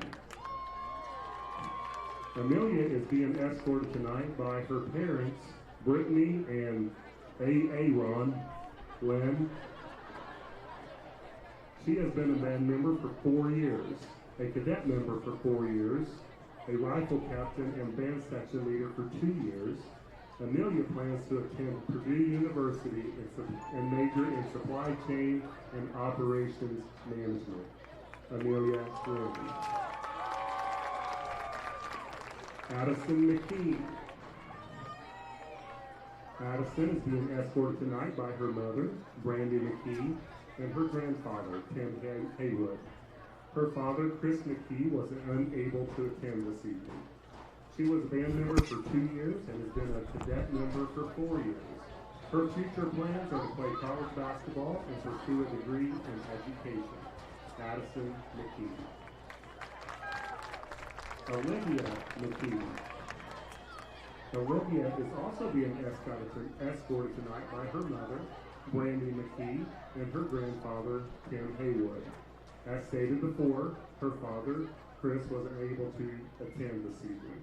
Olivia was a band member for 2 years and has been a cadet member for 4 years. Her plans are to play basketball in college and major in business. Caitlin Porter. Caitlin is being escorted by her mother, Heather Porter, her father, Jason Porter, and her stepmother, Julia Harding. She has been a dance member for 4 years, Rifle Corps member for 3 years, and a rifle captain for 1 year. Her future plans are to become an EMT and eventually a flight medic. She also wants to attend USI for a bachelor's in physiology and minor in dance and theater. Caitlin Porter. Aislinn Roach. Aislinn is being escorted by her mother, Sarah Merrifield, and her stepfather, Tony Massey. She has been a band member for 4 years, flag member for 4 years, and a flag captain for 3 years. Aislinn plans to attend Indiana Wesleyan University for nursing. Aislinn Roach. And Tanya Thurman. And Tanya is being escorted by April Ariza. She has been a band member for 4 years. After graduation, she plans to attend college, but is undecided on a major. And Tanya Thurman. Bennett Wade. Ben is being escorted tonight by his parents, Bart and Lori Wade. He has been a band member for 4 years. After high school, he plans to attend college to pursue a degree in electrical engineering. Bennett Wade. Ladies and gentlemen, let's give a big round of applause to our 2024 band and minor cadet members.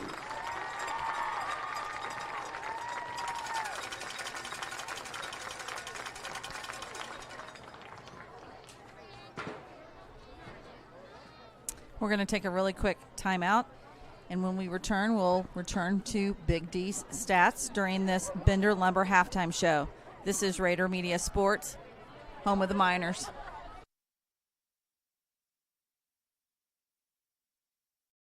At Violet & Company, we love assisting each of you in all of life's special moments. We are a locally owned floral shop at 69 North Main Street in downtown Linton. Contact us at 812-847-3208 to purchase your arrangement for any special occasion or stop in for that perfect gift. Stay in touch with us on Facebook under Violet & Company for upcoming events and to see our latest creations. We encourage you to live life in full bloom.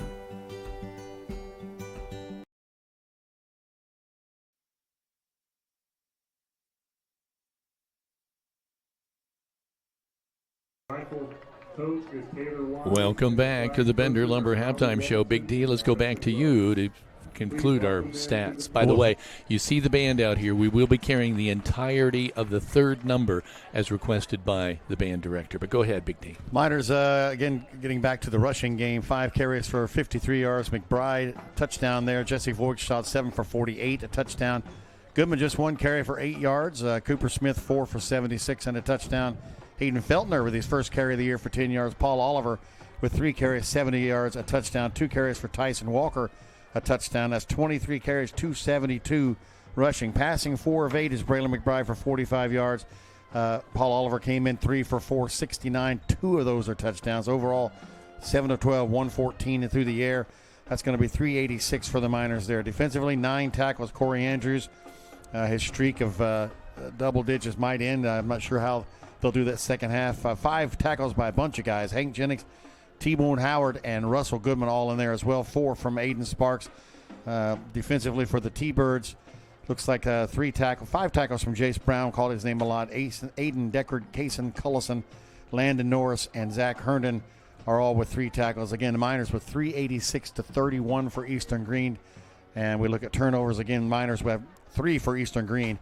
The Miners have 1 themselves. Conversions, Linton just had 3, 1 for 3 on third down, 1 for 7 for Eastern-Greene. First downs are in Linton, 14 to 3 for Eastern-Greene. So pretty much dominant, other than a couple of areas. Kevin giving up a couple of pass plays that you don't want to see being given up at this late stage of the season. But good to see some of the pass plays for the Miners working so well, and the running game as well.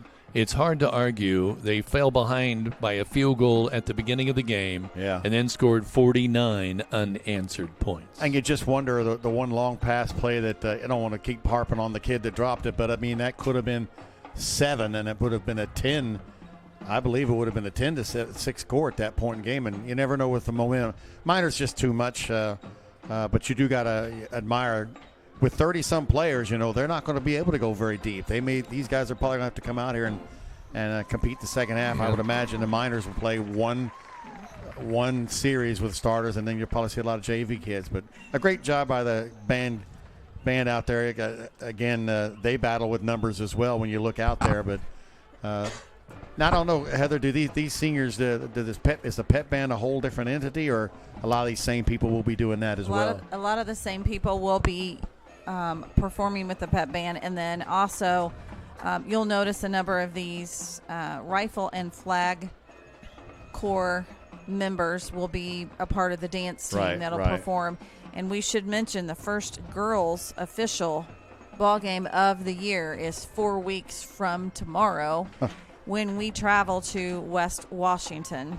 Our first game is on the road at West Washington. We're very excited to be able to meet up with Craig Akers again. He has been a phenomenal resource over the last 2 years, so we're excited to be able to see him again. Yeah, they were super cool. That probably makes you feel good to go there. It does. He actually reached out probably the very first week of school and said, we're going to kind of do something a little different this time. We're going to collaborate. So we're going to kind of use his equipment, but we're going to do our voice and going to put out one stream. Wow. They've asked us to to do that because they have an extensive program there, and it'll be kind of fun to experiment and see what their program is like. Now, I want to give some shout-outs because we are in song number 2. So when the third song strikes, then we will be letting all of you hear that. We want to say hello to Mammy and Pappy, who are watching from home, Bob Spears, who's watching from Brazil, Indiana, Rita Burgess, who's watching from home as well. We've had a number of other people ask how do you watch the stream? So, again, that is at the top of our Facebook page and on the Indiana High School Athletic Association Champions Network. All you have to do is type in Rader Media Sports or Linton-Stockton Miners. And now we're starting the third song, Don't Stop Me Now by Queen.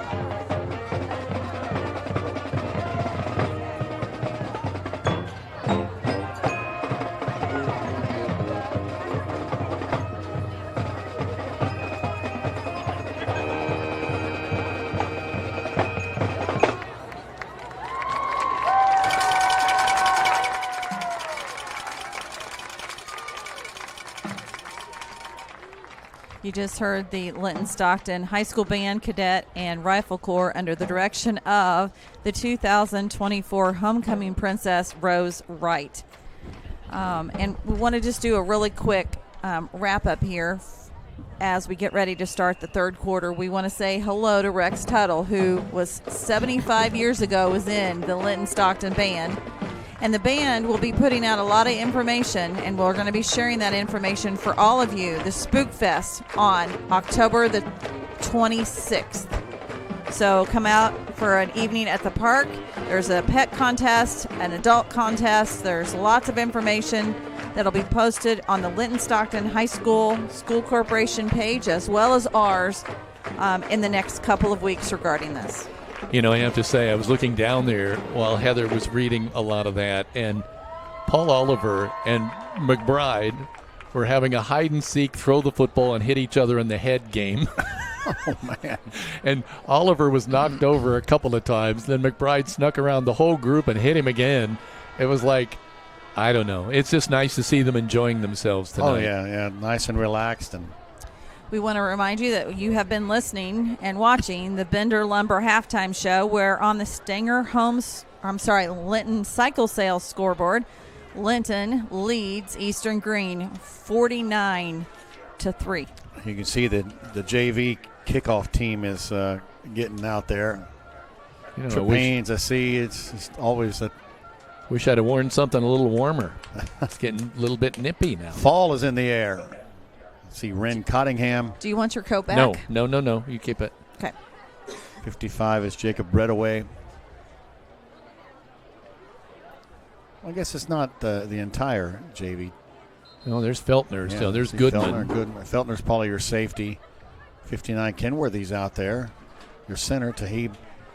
We should also mention this third quarter is sponsored by Key Associates of Linton. Your key to the best. So call Allie Walton, Mary Beth Geralds, and Audrey Sparks of Linton today. I had it backwards. We're getting the ball. Yeah, Jesse Voigtchild is back there. Feltner is one of the up backs. And over on the other side is 26. Walker. Tyson Walker, thank you. So those three are the deep backs, but this kick could be going anywhere. Yeah, Walker's returned a few. He had the only return last week. Ball is teed up. Eastern-Greene getting ready to kick it off. It's a short kick. It's going to be picked up Harrison James. by Harrison James God, at about the 36, and he was pummeled around down there like a BB in a freight car. Also want to remind everyone that there is a welding fundraiser going on, and this will be concluding at the end of the third quarter. So be sure to, if you are listening and watching to us in the stands right now, be sure to get that wrapped up before the end of the third quarter.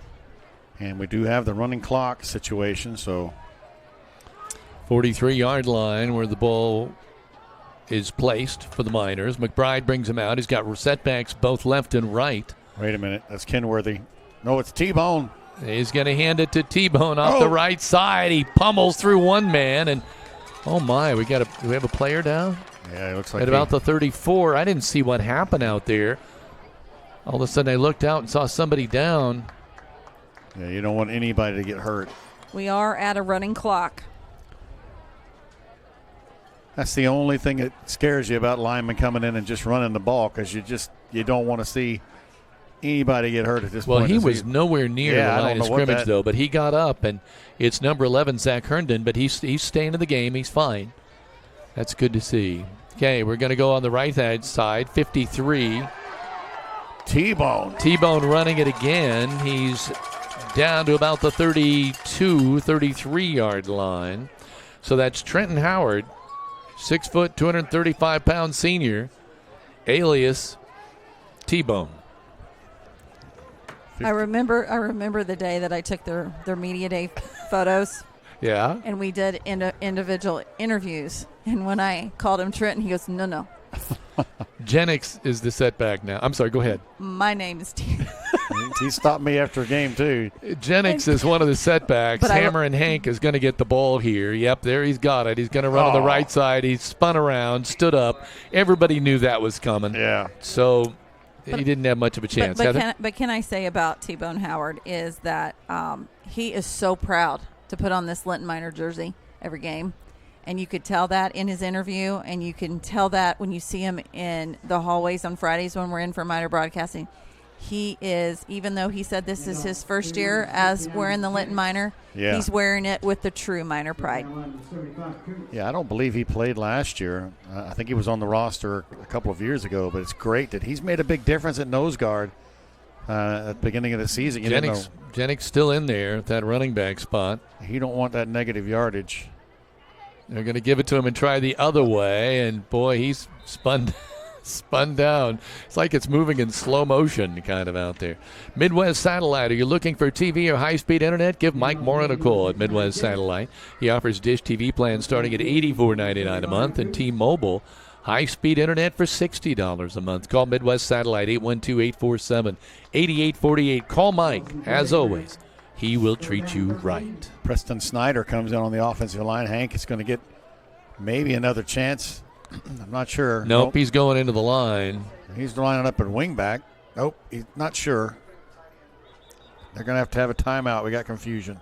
Yeah, we got a timeout. Why don't we hold this one here, and I'll read a couple. There's It was a timeout, wasn't it? Yeah, well, the problem. Go ahead. Timeout Miners. At Indiana Farm Bureau, we're not just good at insurance, we're good at your insurance. Talk to your local agent, Jathan Wright. He's here for you, whether you want to talk in person, get started online, or you can call him at 812-798-2615. Start with Indiana Farm Bureau Insurance and stop knocking on wood. Team Ortho is Greene County's only orthopedic clinic featuring board-certified orthopedic surgeon Dr. John Hammerstein. Team Ortho also has lead athletic trainer Jed Arsenault, who works with Linton-Stockton student-athletes to help minimize the risk of injury. Call Team Ortho today at 847-3381, Greene County General Hospital. Our family, caring for yours. If you're looking to sell your home, Century 21 Sheets agent Corey Motter specializes in getting top dollar for his clients with a proven track record and personalized marketing strategies. Corey strives to make selling easy and stress-free. Get the results you deserve and close it with Corey. The Miners come out of the huddle. Wonder what senior has not scored. I don't think Feltner has scored. Voigtstyle has scored tonight, hasn't he? A couple times, yeah. Because got two wide receivers to the right, wing back to the right. Voigtstyl's going out there as well now. There's still a little indecision here. They're talking with coach on the sidelines. Paul has scored, so I got to figure they're looking at Feltner. And the referees are still discussing something at about the 46-yard line of Eastern-Greene. Yeah, you do wonder. Is it something with who's carrying the ball or coming back over now? Talk to Coach Oliver. Okay, I think whatever it is, they've got it worked out now. You wonder if it could be a reporting issue. Getting the number.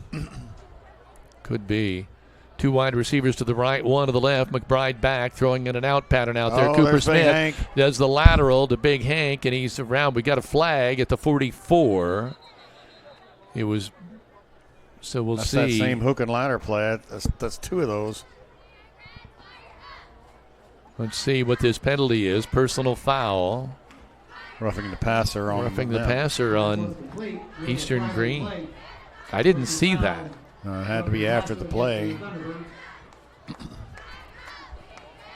Well, I'll have to go back with the scoring. McBride's coming out. Harrison James has come in. Is he going in at quarterback? I would think. Now we've got wholesale people coming in now. Number 5, Dalton Reed is coming in. I think number 10, Drake Netherland, is in. He's the quarterback then.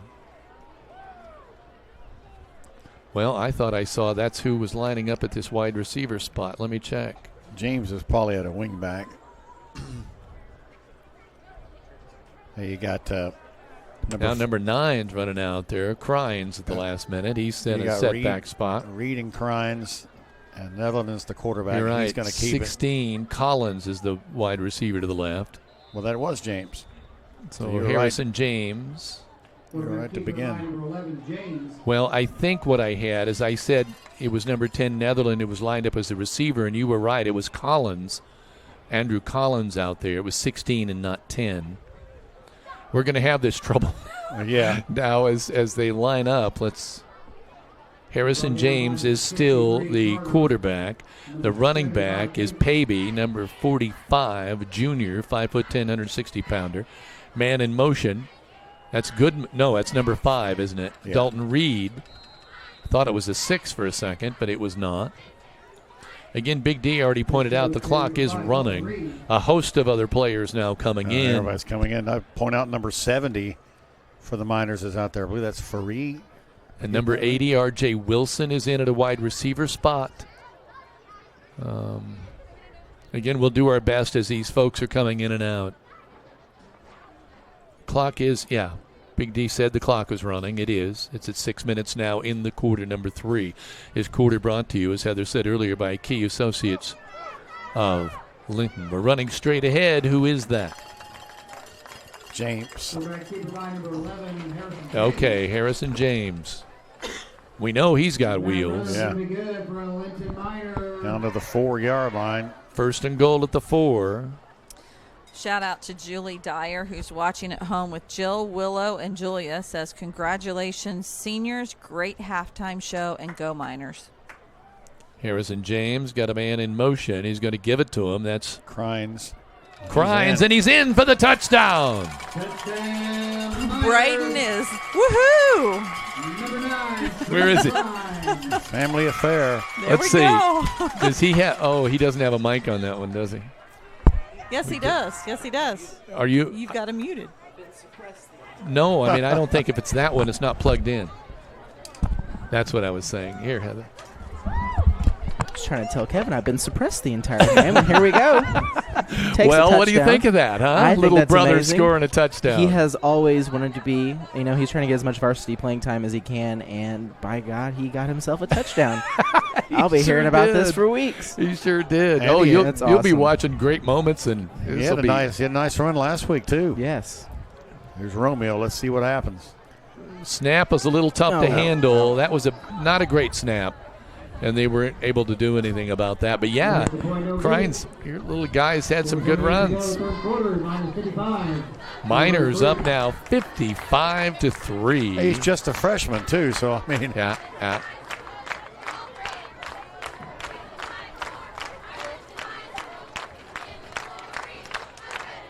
Coming up on our post-game show, the player of the game by Voldico Insurance of Linton. That's going to be big D. Yeah, See what they're proudly based in Linton since 2007. Voldico Insurance, French financial agency, offers auto, home, business, farm, life insurance across many states and represents over 50 of the state's and nation's top companies. If there is a better option for your insurance, they will find it. Give them a call for your insurance needs at 812-847-4747. Big D will have the Voldico player of the game. Crane Credit Union supports area schools and wants to encourage every student to do their very best with youth and teen accounts. Students can earn $4 for every A on their semester report cards. For more information, visit your local Crane Credit Union branch or find out more at cranecu.org. And may I say, that was a Stanger Holmes touchdown. And now the score on the Linton Cycle Sales scoreboard, 55-3 Miners. Romeo now gets to kick off. Is he kicking off? Kicking off. Lots of numbers. Our student assistants are having a lot of fun in this press box tonight. Well, I'm glad. Well, there's a great boot. Romeo got all of that one. It's taken to the 20, bobbled. Number 7 is coming back with it. He's out across the 35 and out to about the 38. That's Brayden Herdink. And he did a nice job on that return. Crynes and Pavey are going to make that stop. So he gets in on the offensive side and the defensive side. The kick return by number 7, Hirdink. Hirdink started the season as the starting quarterback, Kevin. Oh, he did. For 2 games. And Number 45, Play.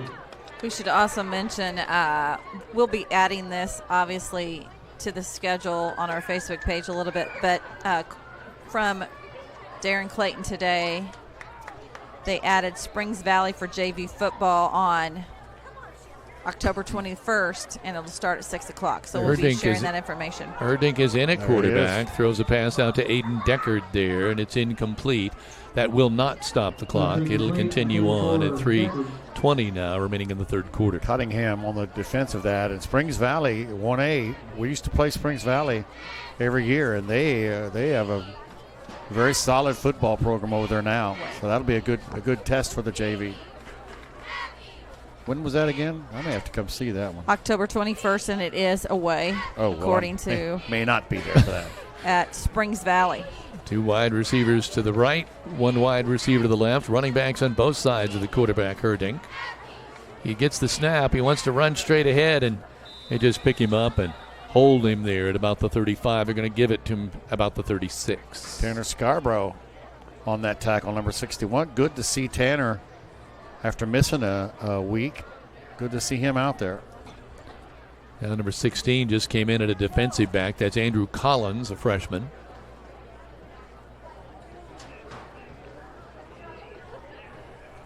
See number 23, Reuben Goodman, is out there. Ruben had a nice game last week coming in outside linebacker. Linebackers flirting with showing a blitz. They're coming. Oh. They're trying to get to the quarterback. Great pass. And it's complete to number 6, Deckard, on an out pattern. And great pass and a great catch in traffic. Glad to put that right on the money in stride because Ruben Goodman was right there. 44-yard line now. It'll be 4th down, but above 4th down and 3. Got to think Heerdink is the quarterback of the future. I think he's just a sophomore, 5'10", 140. Boy, he was really...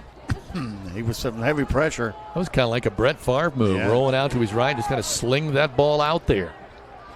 Trips to the left, one to the right. Waiting for the snap of the ball. There it is. He's going to tuck it and run off to the left-hand side. He makes one man miss. Across midfield, across the 40. He's got wheels, the 30, the 10, 5. Touchdown, Eastern-Green. They just quadrupled their total yardage. 56 yards. He showed some speed getting through the hole. A couple of Miners missed him early on. And at the 1 minute mark, I'd say the future is now. Yeah. If he's the quarterback of the future, that kid's got some wheels. He definitely smoked down that sideline. He really did. A great play. Miner starting defense will not be happy about giving up the goose egg, but well, we already gave it. Yeah, we already gave it a a field goal. That's not so bad then. Looks like they're going to. So that was a Stanger-Holmes touchdown. We're waiting for the extra point. I think they're going to go for 2. Yeah. Last play. 2 wide receivers to the left, 2 to the right. Yeah, this should be the last play of the third quarter. I'm surprised he's still able to stand after that run. Waiting for the snap. Got it. Fumbles. Going to hand it off. And Ruben Goodman would have been blown gone. dead. Oh, my. Blown dead. And that does stop the clock. I'm shocked. 2-point conversion, no good. Yeah. 13.3 seconds to go, third quarter. Change of possession is the explanation. That makes sense. 13 ticks We are remaining getting third some quarter. questions as to why Romeo Taylor is not listed on the roster, number 60. That's because he's normally number 50. The coach, we were given a text before the game that talked about the fact that he would be wearing a different number. That every time we do the blue jerseys, they don't necessarily match up. And every year there's a couple guys that have a different number. So there's the explanation. How much that, 56 yards? Yes. Well, now I don't remember. I called it, but I think it was 40. 56 is what I got. Okay. Yeah, they were at their own 44. Well, something for the T-Bird fans to be excited about.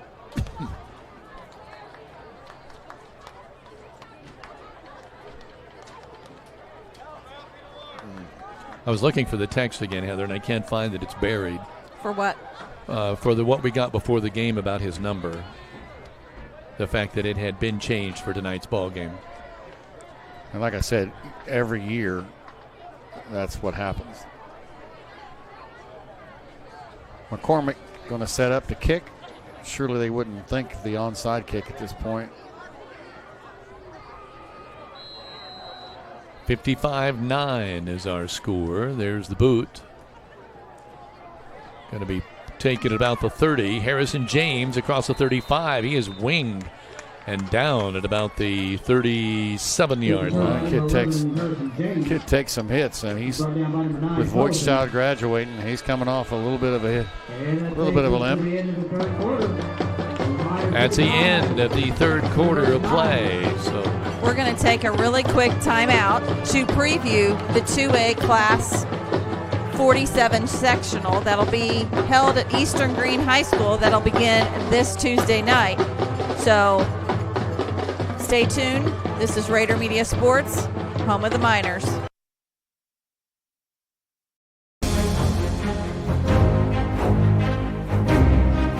Its popularity is soaring, and little wonder why. So much of the action is above the net. We use words like set, block, and kill to describe the indescribable. We're talking about the IHSAA Sectional 47 Volleyball Tournament, featuring Bar Reeve, Eastern-Greene, Linton-Stockton, North Knox, South Knox, Sullivan, and West Vigo. The action runs through October 15th, 17th, and 19th from Eastern-Greene High School. The volleyball is in your court.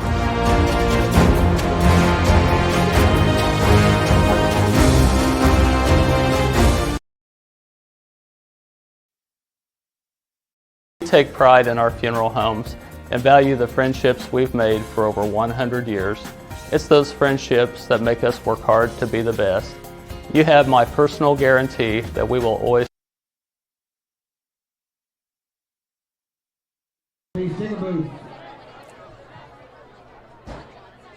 There we go. I'm not quite sure. I missed the front part of that play. No, it's 22 Stevens. We were talking about him pregame. He gets the carry. Showed some good speed getting out there. Goes to number 22, Oliver Stevens. Wide receivers left and right.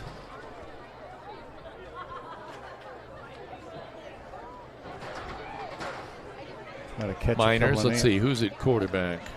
Is it still Harrison James? Netherlane, number 10. Netherlane, Drake. All right. Cottingham and Stevens.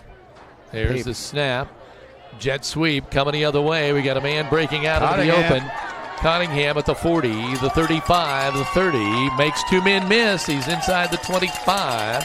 Nope, they're gonna say he stepped out of bounds at about the 28. Nice run by the I'm glad you picked up on his name to give him credit. Nice downfield block, too. Try to catch his name. That was Goodman down the field. That's a big run. That is a 30-yard run by the freshman. We are in quarter number 4, brought to you by Key Associates of Linton. Well, this Pavey right up the gut. He's inside the 20, down to about the 18. Nice stop by Heerdink as well. Take a big hit. Down to the 18-yard line.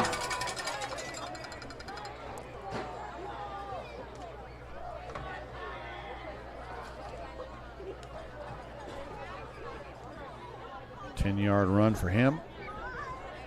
Waiting for the snap. There it is. Again, giving it to a wingback coming across the other side. It's the same play I think they ran a little bit ago. Maybe trying to reward him, get him in the end zone. Not as successful that time, but kind of ran great try by Ren Cottingham.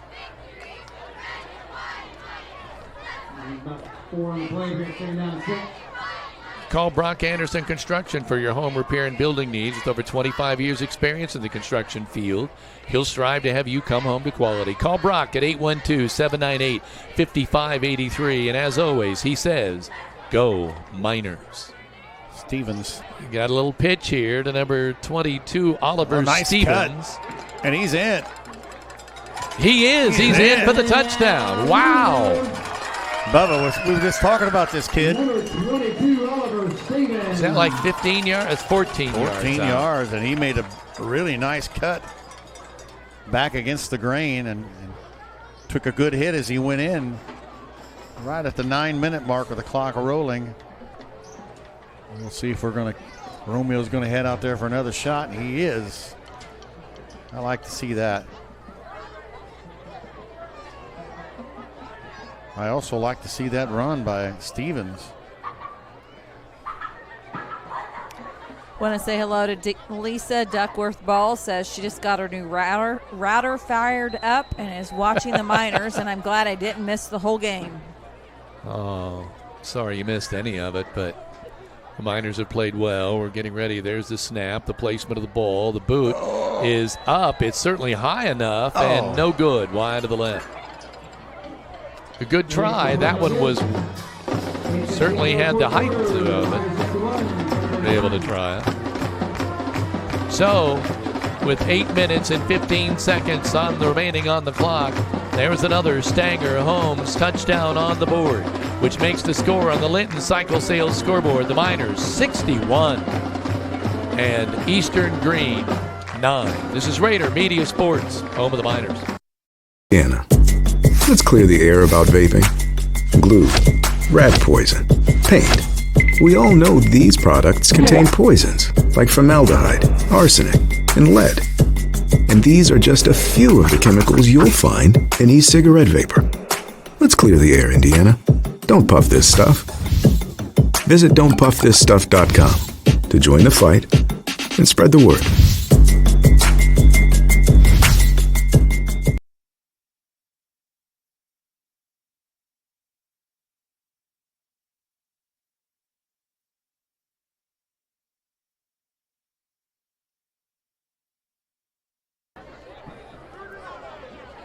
Welcome back. It is a senior night to remember here for the Miners. The last regularly scheduled football game here. Maybe that's our way to say that, Big D. Yeah. Wait and see what happens. There's the boot with the selection show coming up on Sunday. That's the big guy, the quarterback. Dragon.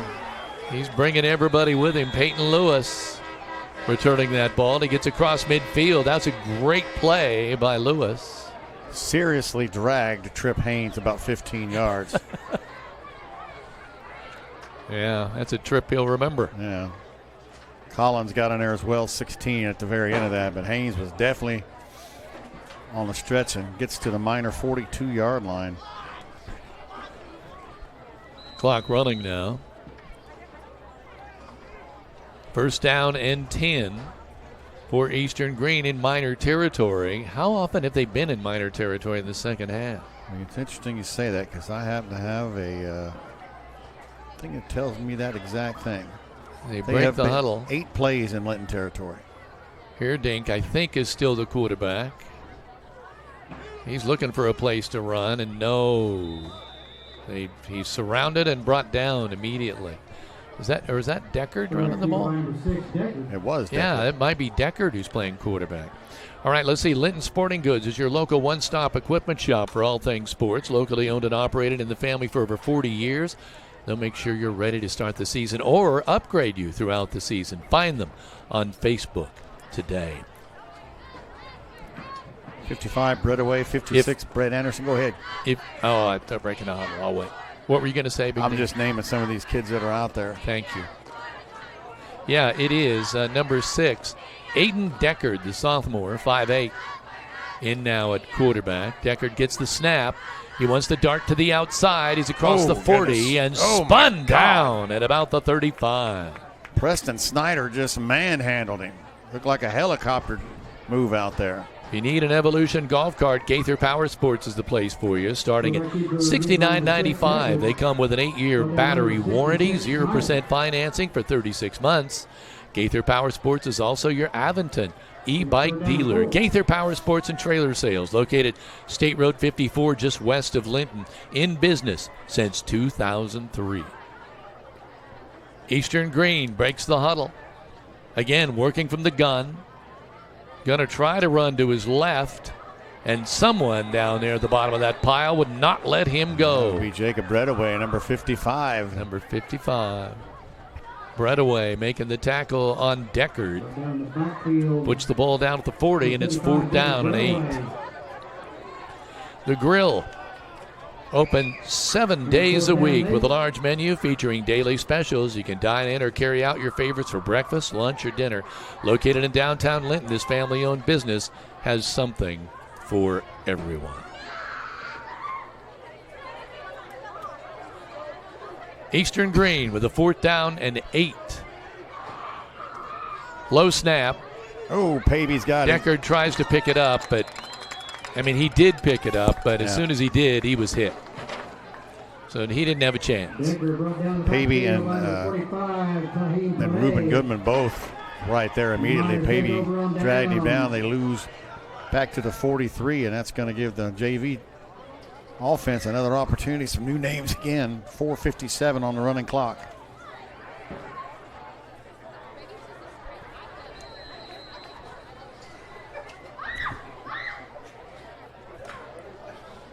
See, I got to get the roster out for the Linton Miners to see who is who here. Drake Netherland is the quarterback.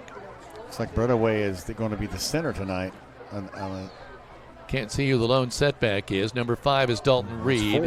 Going to hand it off. We got some opening here at the 45, the 40. Oh, goodness. It's He number could be 4, gone. Ren Cottingham. He's going to be the leading He's at the rusher. 10, 5, touchdown. And that's a 57, I think. I want to see if your math was as good as you think, and it was. 57-yarder. Wow. He showed some versatility. Ren Cottingham. There's a name to remember. Yeah, that's 57. He's got 91 yards on 3 carries tonight. Freshman, 5'10", 150-pounder. I think they found their wingback of the future, have they not? Sure makes you feel good to know he and James are coming back next week. And Stevens just scored on a 14-yard run, so things looking good there. Skill players. And we're back for an extra point try here. Miners 67-9. There's the snap, the placement. Blocked. The kick blocked. It was just a little bit low. And that was blocked at the line of scrimmage. So, with the change of possession, the clock does stop. We have another Stanger Holmes touchdown, which brings the Linton Cycle Sales scoreboard to 67-9. 67-9. You heard me right. 3:51 remaining in the ball game. This is Rader Media Sports, home of the Miners.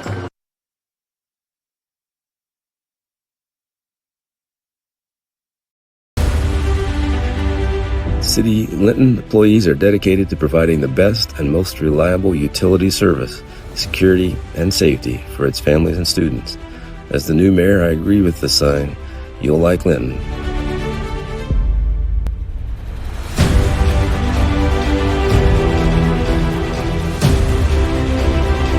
But you'll really love our miners.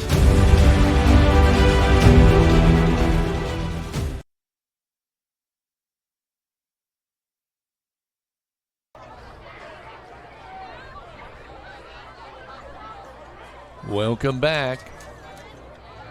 67-9. I have to think in my time of doing these, I think 67 is the high point. Yeah, it's been a while. I don't think I've ever. Well, I think last year against Phelan we had. Okay, we weren't calling that game. Technically, so. you were right. I don't know what that score was, but it does seem like it was 70. There's the boot. Taken by the up man at 25. That's number. Dink. Number 2, is it? 7. 7, near Dink. And boy, he's got wheels. He's out to the 45 of the Miners. Yeah, he was that kid. Boy, we're seeing some real good wheels from underclassmen lately here, aren't we? Down to the Miner 43. I didn't see who got that. More or less tripped him up. Return by number 7 here, Dink. Got tripped up by number 22, Stevens. Stevens gets credit for that. From the bird ball, first and 10, the Miner 43-yard line. So the ball now resting at the 43. Clock running. We're inching our way right now, just seconds away from 3 minutes remaining in this ball game. 2 wide receivers to the left, 2 wide receivers to the right. Again, the quarterback is here, Dink. Hands it off to number 20, Landon Norris. Norris is inside the 40. It looks like they're going to put him down at about the 39. Oh, my. Here comes a bevy of substitutes. He stopped by again. That time Stevens again got in there and made the stop. You know what? Mom and Dad, if you see your son, celebrate it, because I don't think we can keep up with these substitutes. Flying in every play, getting them in there. It's great. I mean, it is. It is great to see that. R.G. Wilson, linebacker. 2 wide receivers to the left, 2 to the right. Here, Dink. 1 back there with him. He fakes to him, and he's swarmed under at about the 47. So he is sacked. That's Reuben Goodman kind of making some noise at outside linebacker. Another underclassman that you're anxious to see in the future. Yeah, he's a kid. We're talking about catching passes, but he's kind of showing himself. 74 running in that last second. That's Ryan Ridge, another freshman. 1:45 to play on the Linton Cycle Sales scoreboard. 67-9 Miners, senior night.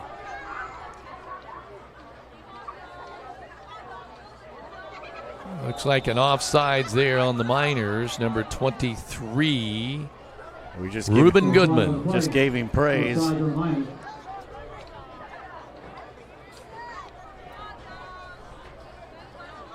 push it down to the 41. It's relatively penalty-free night. We want to remind everyone to stay tuned to the E2 Customs post-game show where Big D will be selecting the Valdico Insurance Player of the Game. Yeah, that could be Rencon. a lot of choices, no kidding. Preston Snyder down on the line as well with 56. That's Brett Anderson. Waiting for the snap. There it is. He's rolling to his right now. He's got a little room to run across the 35 and inside the 30 down to the 28 is Brayden Heerdink. And boy, you know what? He is for real. 5'10", 140 pounds. He did a stop there. I think we're going to have time for one more play. So I hear Tabay. Is that the right way to say that? Also Crynes in there on that stop as well. Down to the 29-yard line. I'm sure they 20. love it. 15. Here, drink 60 yards. 10. Working from the gun. There's the snap. Going to give it to the running back, number broke free. 20, Landon Norris. He's still running. And that's the end of the game. So the final, 67-9. Stay tuned for the E2 Custom Creations postgame show and the Valdico Player of the Game, which Big D will be handing out. This is Rader Media Sports, home of the Miners.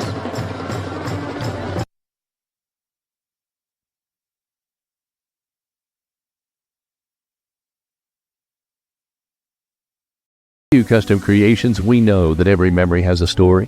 Every time we sit around with family and friends, we share those memories. When we pull the boxes of old pictures out of the closet, we revisit those memories of our past. Whether it's a photo or a special moment with family, a picture of a loved one who has passed. When you think about that moment, there's a memory that goes with it. At E2 Custom Creations, we offer custom laser engraving for keepsakes, personalized gifts, home decor, signage, awards, and many other custom made-to-order products. Let us help you personalize a unique gift for a loved one, customize an item, or create promotional materials and awards for your business or athletic team. Our services include engraving and cutting on a variety of materials including wood, acrylic, leather, granite, marble, glass, and coated metals, just to name a few. If you have an idea, reach out and let's talk about how we can bring your idea to life.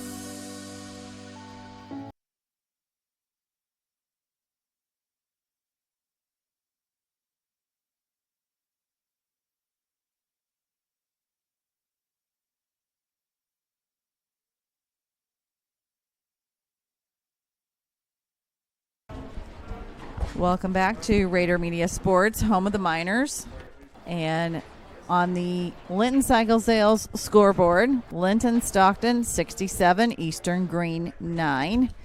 And Big D, you know that this has to be a great way to send off the seniors with a win. Oh, and indeed it does. And everybody got a piece of the pie a little bit tonight. You got to see about everybody perform. I'm sure Hank Jennings is unhappy about his rushing totals tonight, but I'll tell you who deserves it tonight. I called his name several times. He doesn't have the highest numbers, of course, but I'm going with Trenton T-Bone Howard, the nose guard. I had him with 5 stops on the night. He also had a couple of carries tonight, 2 for 23 yards. Anybody could have gotten this tonight, but I think Trenton been slaving away on the, Bubba's been down in the trenches. You don't get a lot of names called unless usually something bad happens. So Yeah. It's good, like you say, you're talking about how proud he is to wear the jersey. I definitely want to give him some props. But, my goodness, awful lot of kids with a lot of numbers tonight. You want me to go ahead and start that? Absolutely. All and right. we'll stop you when Bubba sees.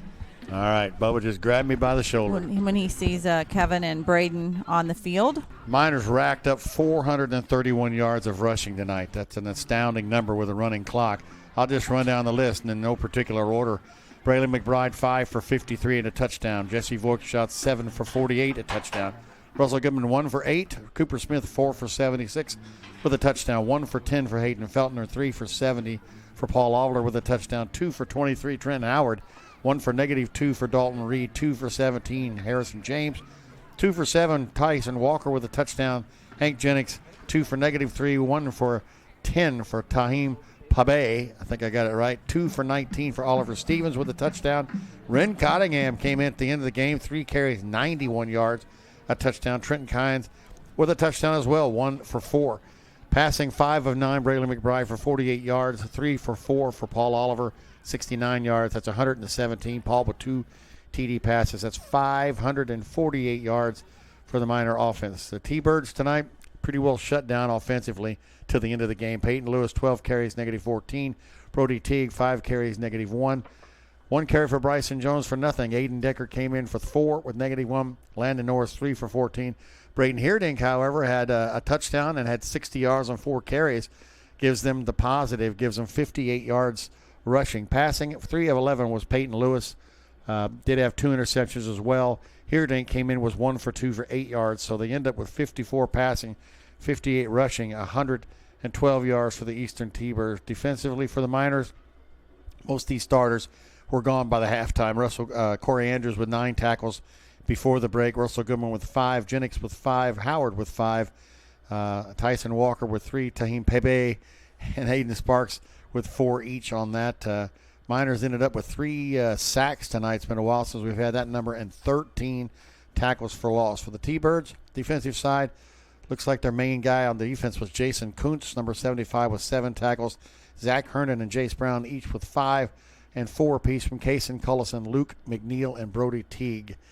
Miners, again, 548 to 112 on the margin of total offense. Linton with 21 first downs to Eastern-Greene 6, and conversions, 2 for 5 for Linton, 2 for 10 for Eastern-Greene. Penalties, we just had 5 of them from what I saw. 15 yards against Eastern-Greene, 3 for Linton for 25 yards. Turnovers were the name of the game early for Eastern. Linton with 1 fumble, a fumble and 2 interceptions came against Eastern. So Miners are going to do what they wanted to do tonight, despite coming out a little bit. Again, with a fumble early, but got to see a lot of young kids, got to see a wide variety of different players, and so I think Coach will be happy. Number one, that we get out of this without anybody hurt. Tanner Scarborough, he gets to play tonight and does a good job. A lot of smiles on the Linton side. For Eastern-Greene, you just have to take the loss and move ahead. They are 3-5 now. So they still have an opportunity to continue down and be competitive in there. Trying to look at who they've got coming up. That was going to be my next question. Is it North Central? Farmersburg, yeah. I thought I saw on the schedule it was North Central for next week. And I think if I remember right, they are on the road. Yeah, they are at North Central, and they've got a real good chance against the Battle of the Thunderbirds in the Southwest Conference. Of course, North Docks and North Davies, we're going to go tonight to see players down in a lot of crowd out there. It's been a while since we've seen 67 points on the board. Score was busy.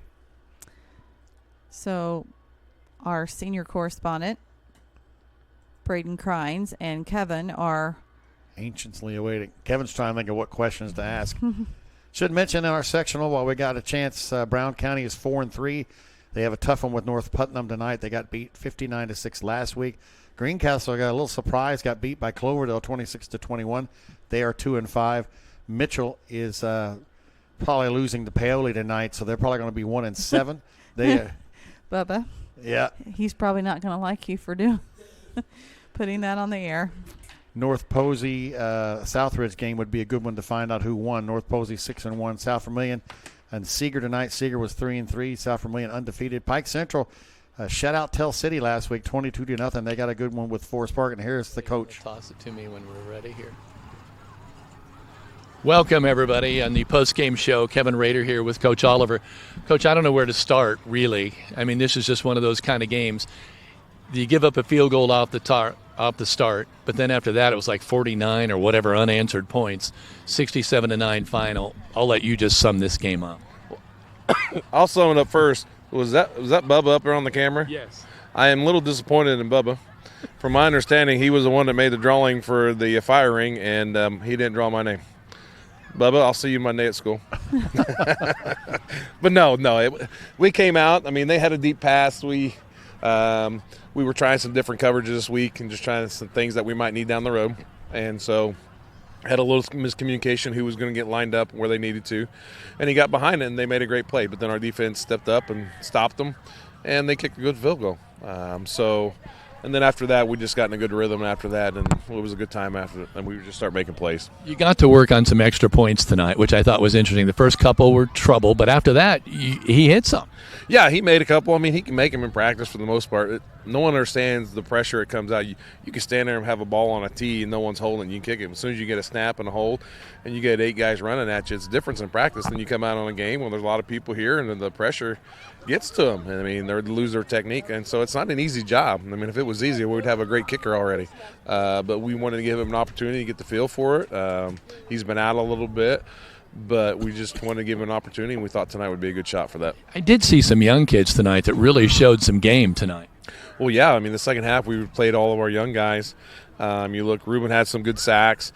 And then you had Trenton Crynes got his touchdown, his first varsity, and Ren Cottingham. And the Oliver Stevens. I mean, we got, I think, so that's at least 3 JV scores in the second half. I mean, especially with the running clock, that usually goes pretty quick. But we were able to get a lot of those young guys and get their first varsity touchdown on Friday night. So let's talk a little bit about next week. You're on the road next week. Yeah, I mean, we'll go to Phelan. So we're playing at Grand Park up there. It's another week where we have to push each other and get ourselves ready to play. We got to keep our eye on the prize at the end and push each other to keep getting better. We'll know a little bit more on Sunday with our draw and kind of see where we go from there. And once we see that, we'll start gathering some information and start working towards our winning the championship. Have you played at Grand Park before? I have not, Coach. I have not been there to see it. Paul's played there in basketball is about all I have ever known. So I imagine it's a nice facility. But oh, yeah. I mean, I think they have the Colts. There's a practice field there. I know they got baseball. Every sport there they have. So I'm anxious to see what it's like, and we'll go up there and got fall break. We're going to keep our schedule the same and just kind of keep grinding, keep trying to get better every single day. 67-9. Congratulations, Coach. Thank you. I mean, that's a good 67 is a good point. A lot of points to put up, but it was a fun night to get everybody in and got our seniors, skill guys. They all was able to contribute and do something tonight. So, all right. Thank you very much. Appreciate it. Thank you. Back up to you guys. So, Big D, Dan Phillips, 25 years of minor football, and we're still obviously in regular season, so we have one more game to regular season game and then on to the postseason. You've seen a lot of senior nights. Oh my gosh, yeah. And what I want to say is we've had a number of people from across the state of Indiana that have checked in to let us know that they're watching. One that I just received was from a Malia Keller, says that they're sitting in Madison, Indiana, at Clifty Falls State Park around a campfire and enjoyed the game. Well, that's awesome. So we every week I go in and post on the Indiana High School Football Fans Facebook page. You know, they always say who's going where. And so I always like to give the opportunity to feature a senior that we use from our Media Day graphics. We like to be able to use that to be able to kind of show off Linton-Stockton. And so I don't know if that's where we're kind of picking up some names that I haven't heard before, or seemed like a lot tonight. If these are people that, you know, are family members watching for senior night. I know that some people traveled up from the south to see some seniors as well. But we want to just say thank you to all who continue week after week to continue watching us. This is our third broadcast of the week. We had Bloomfield volleyball on Monday night, and then we traveled to Mitchell on Thursday night. We had, Terre Haute North in the middle there that we were not able to broadcast because some schools do choose to block us, and that's okay. But next week, you have 7 opportunities to watch Rader Media Sports. Tuesday night is the volleyball, beginning of Class 2A, Sectional 47. West Vigo against Bar Reeve. We're carrying that. Thursday is South Knox and North Knox, Game 1. Game 2 is Linton-Stockton and Sullivan. And then on Friday night, we travel to, as Coach Oliver just mentioned, we travel to Grand Park to carry the Linton-Stockton Palin. This is the last game of the regular season. And then we're going to have a really quick turnaround the next morning, 11 o'clock, for the start of 3 volleyball games. We've gotten asked a couple times, how do you keep up? Well,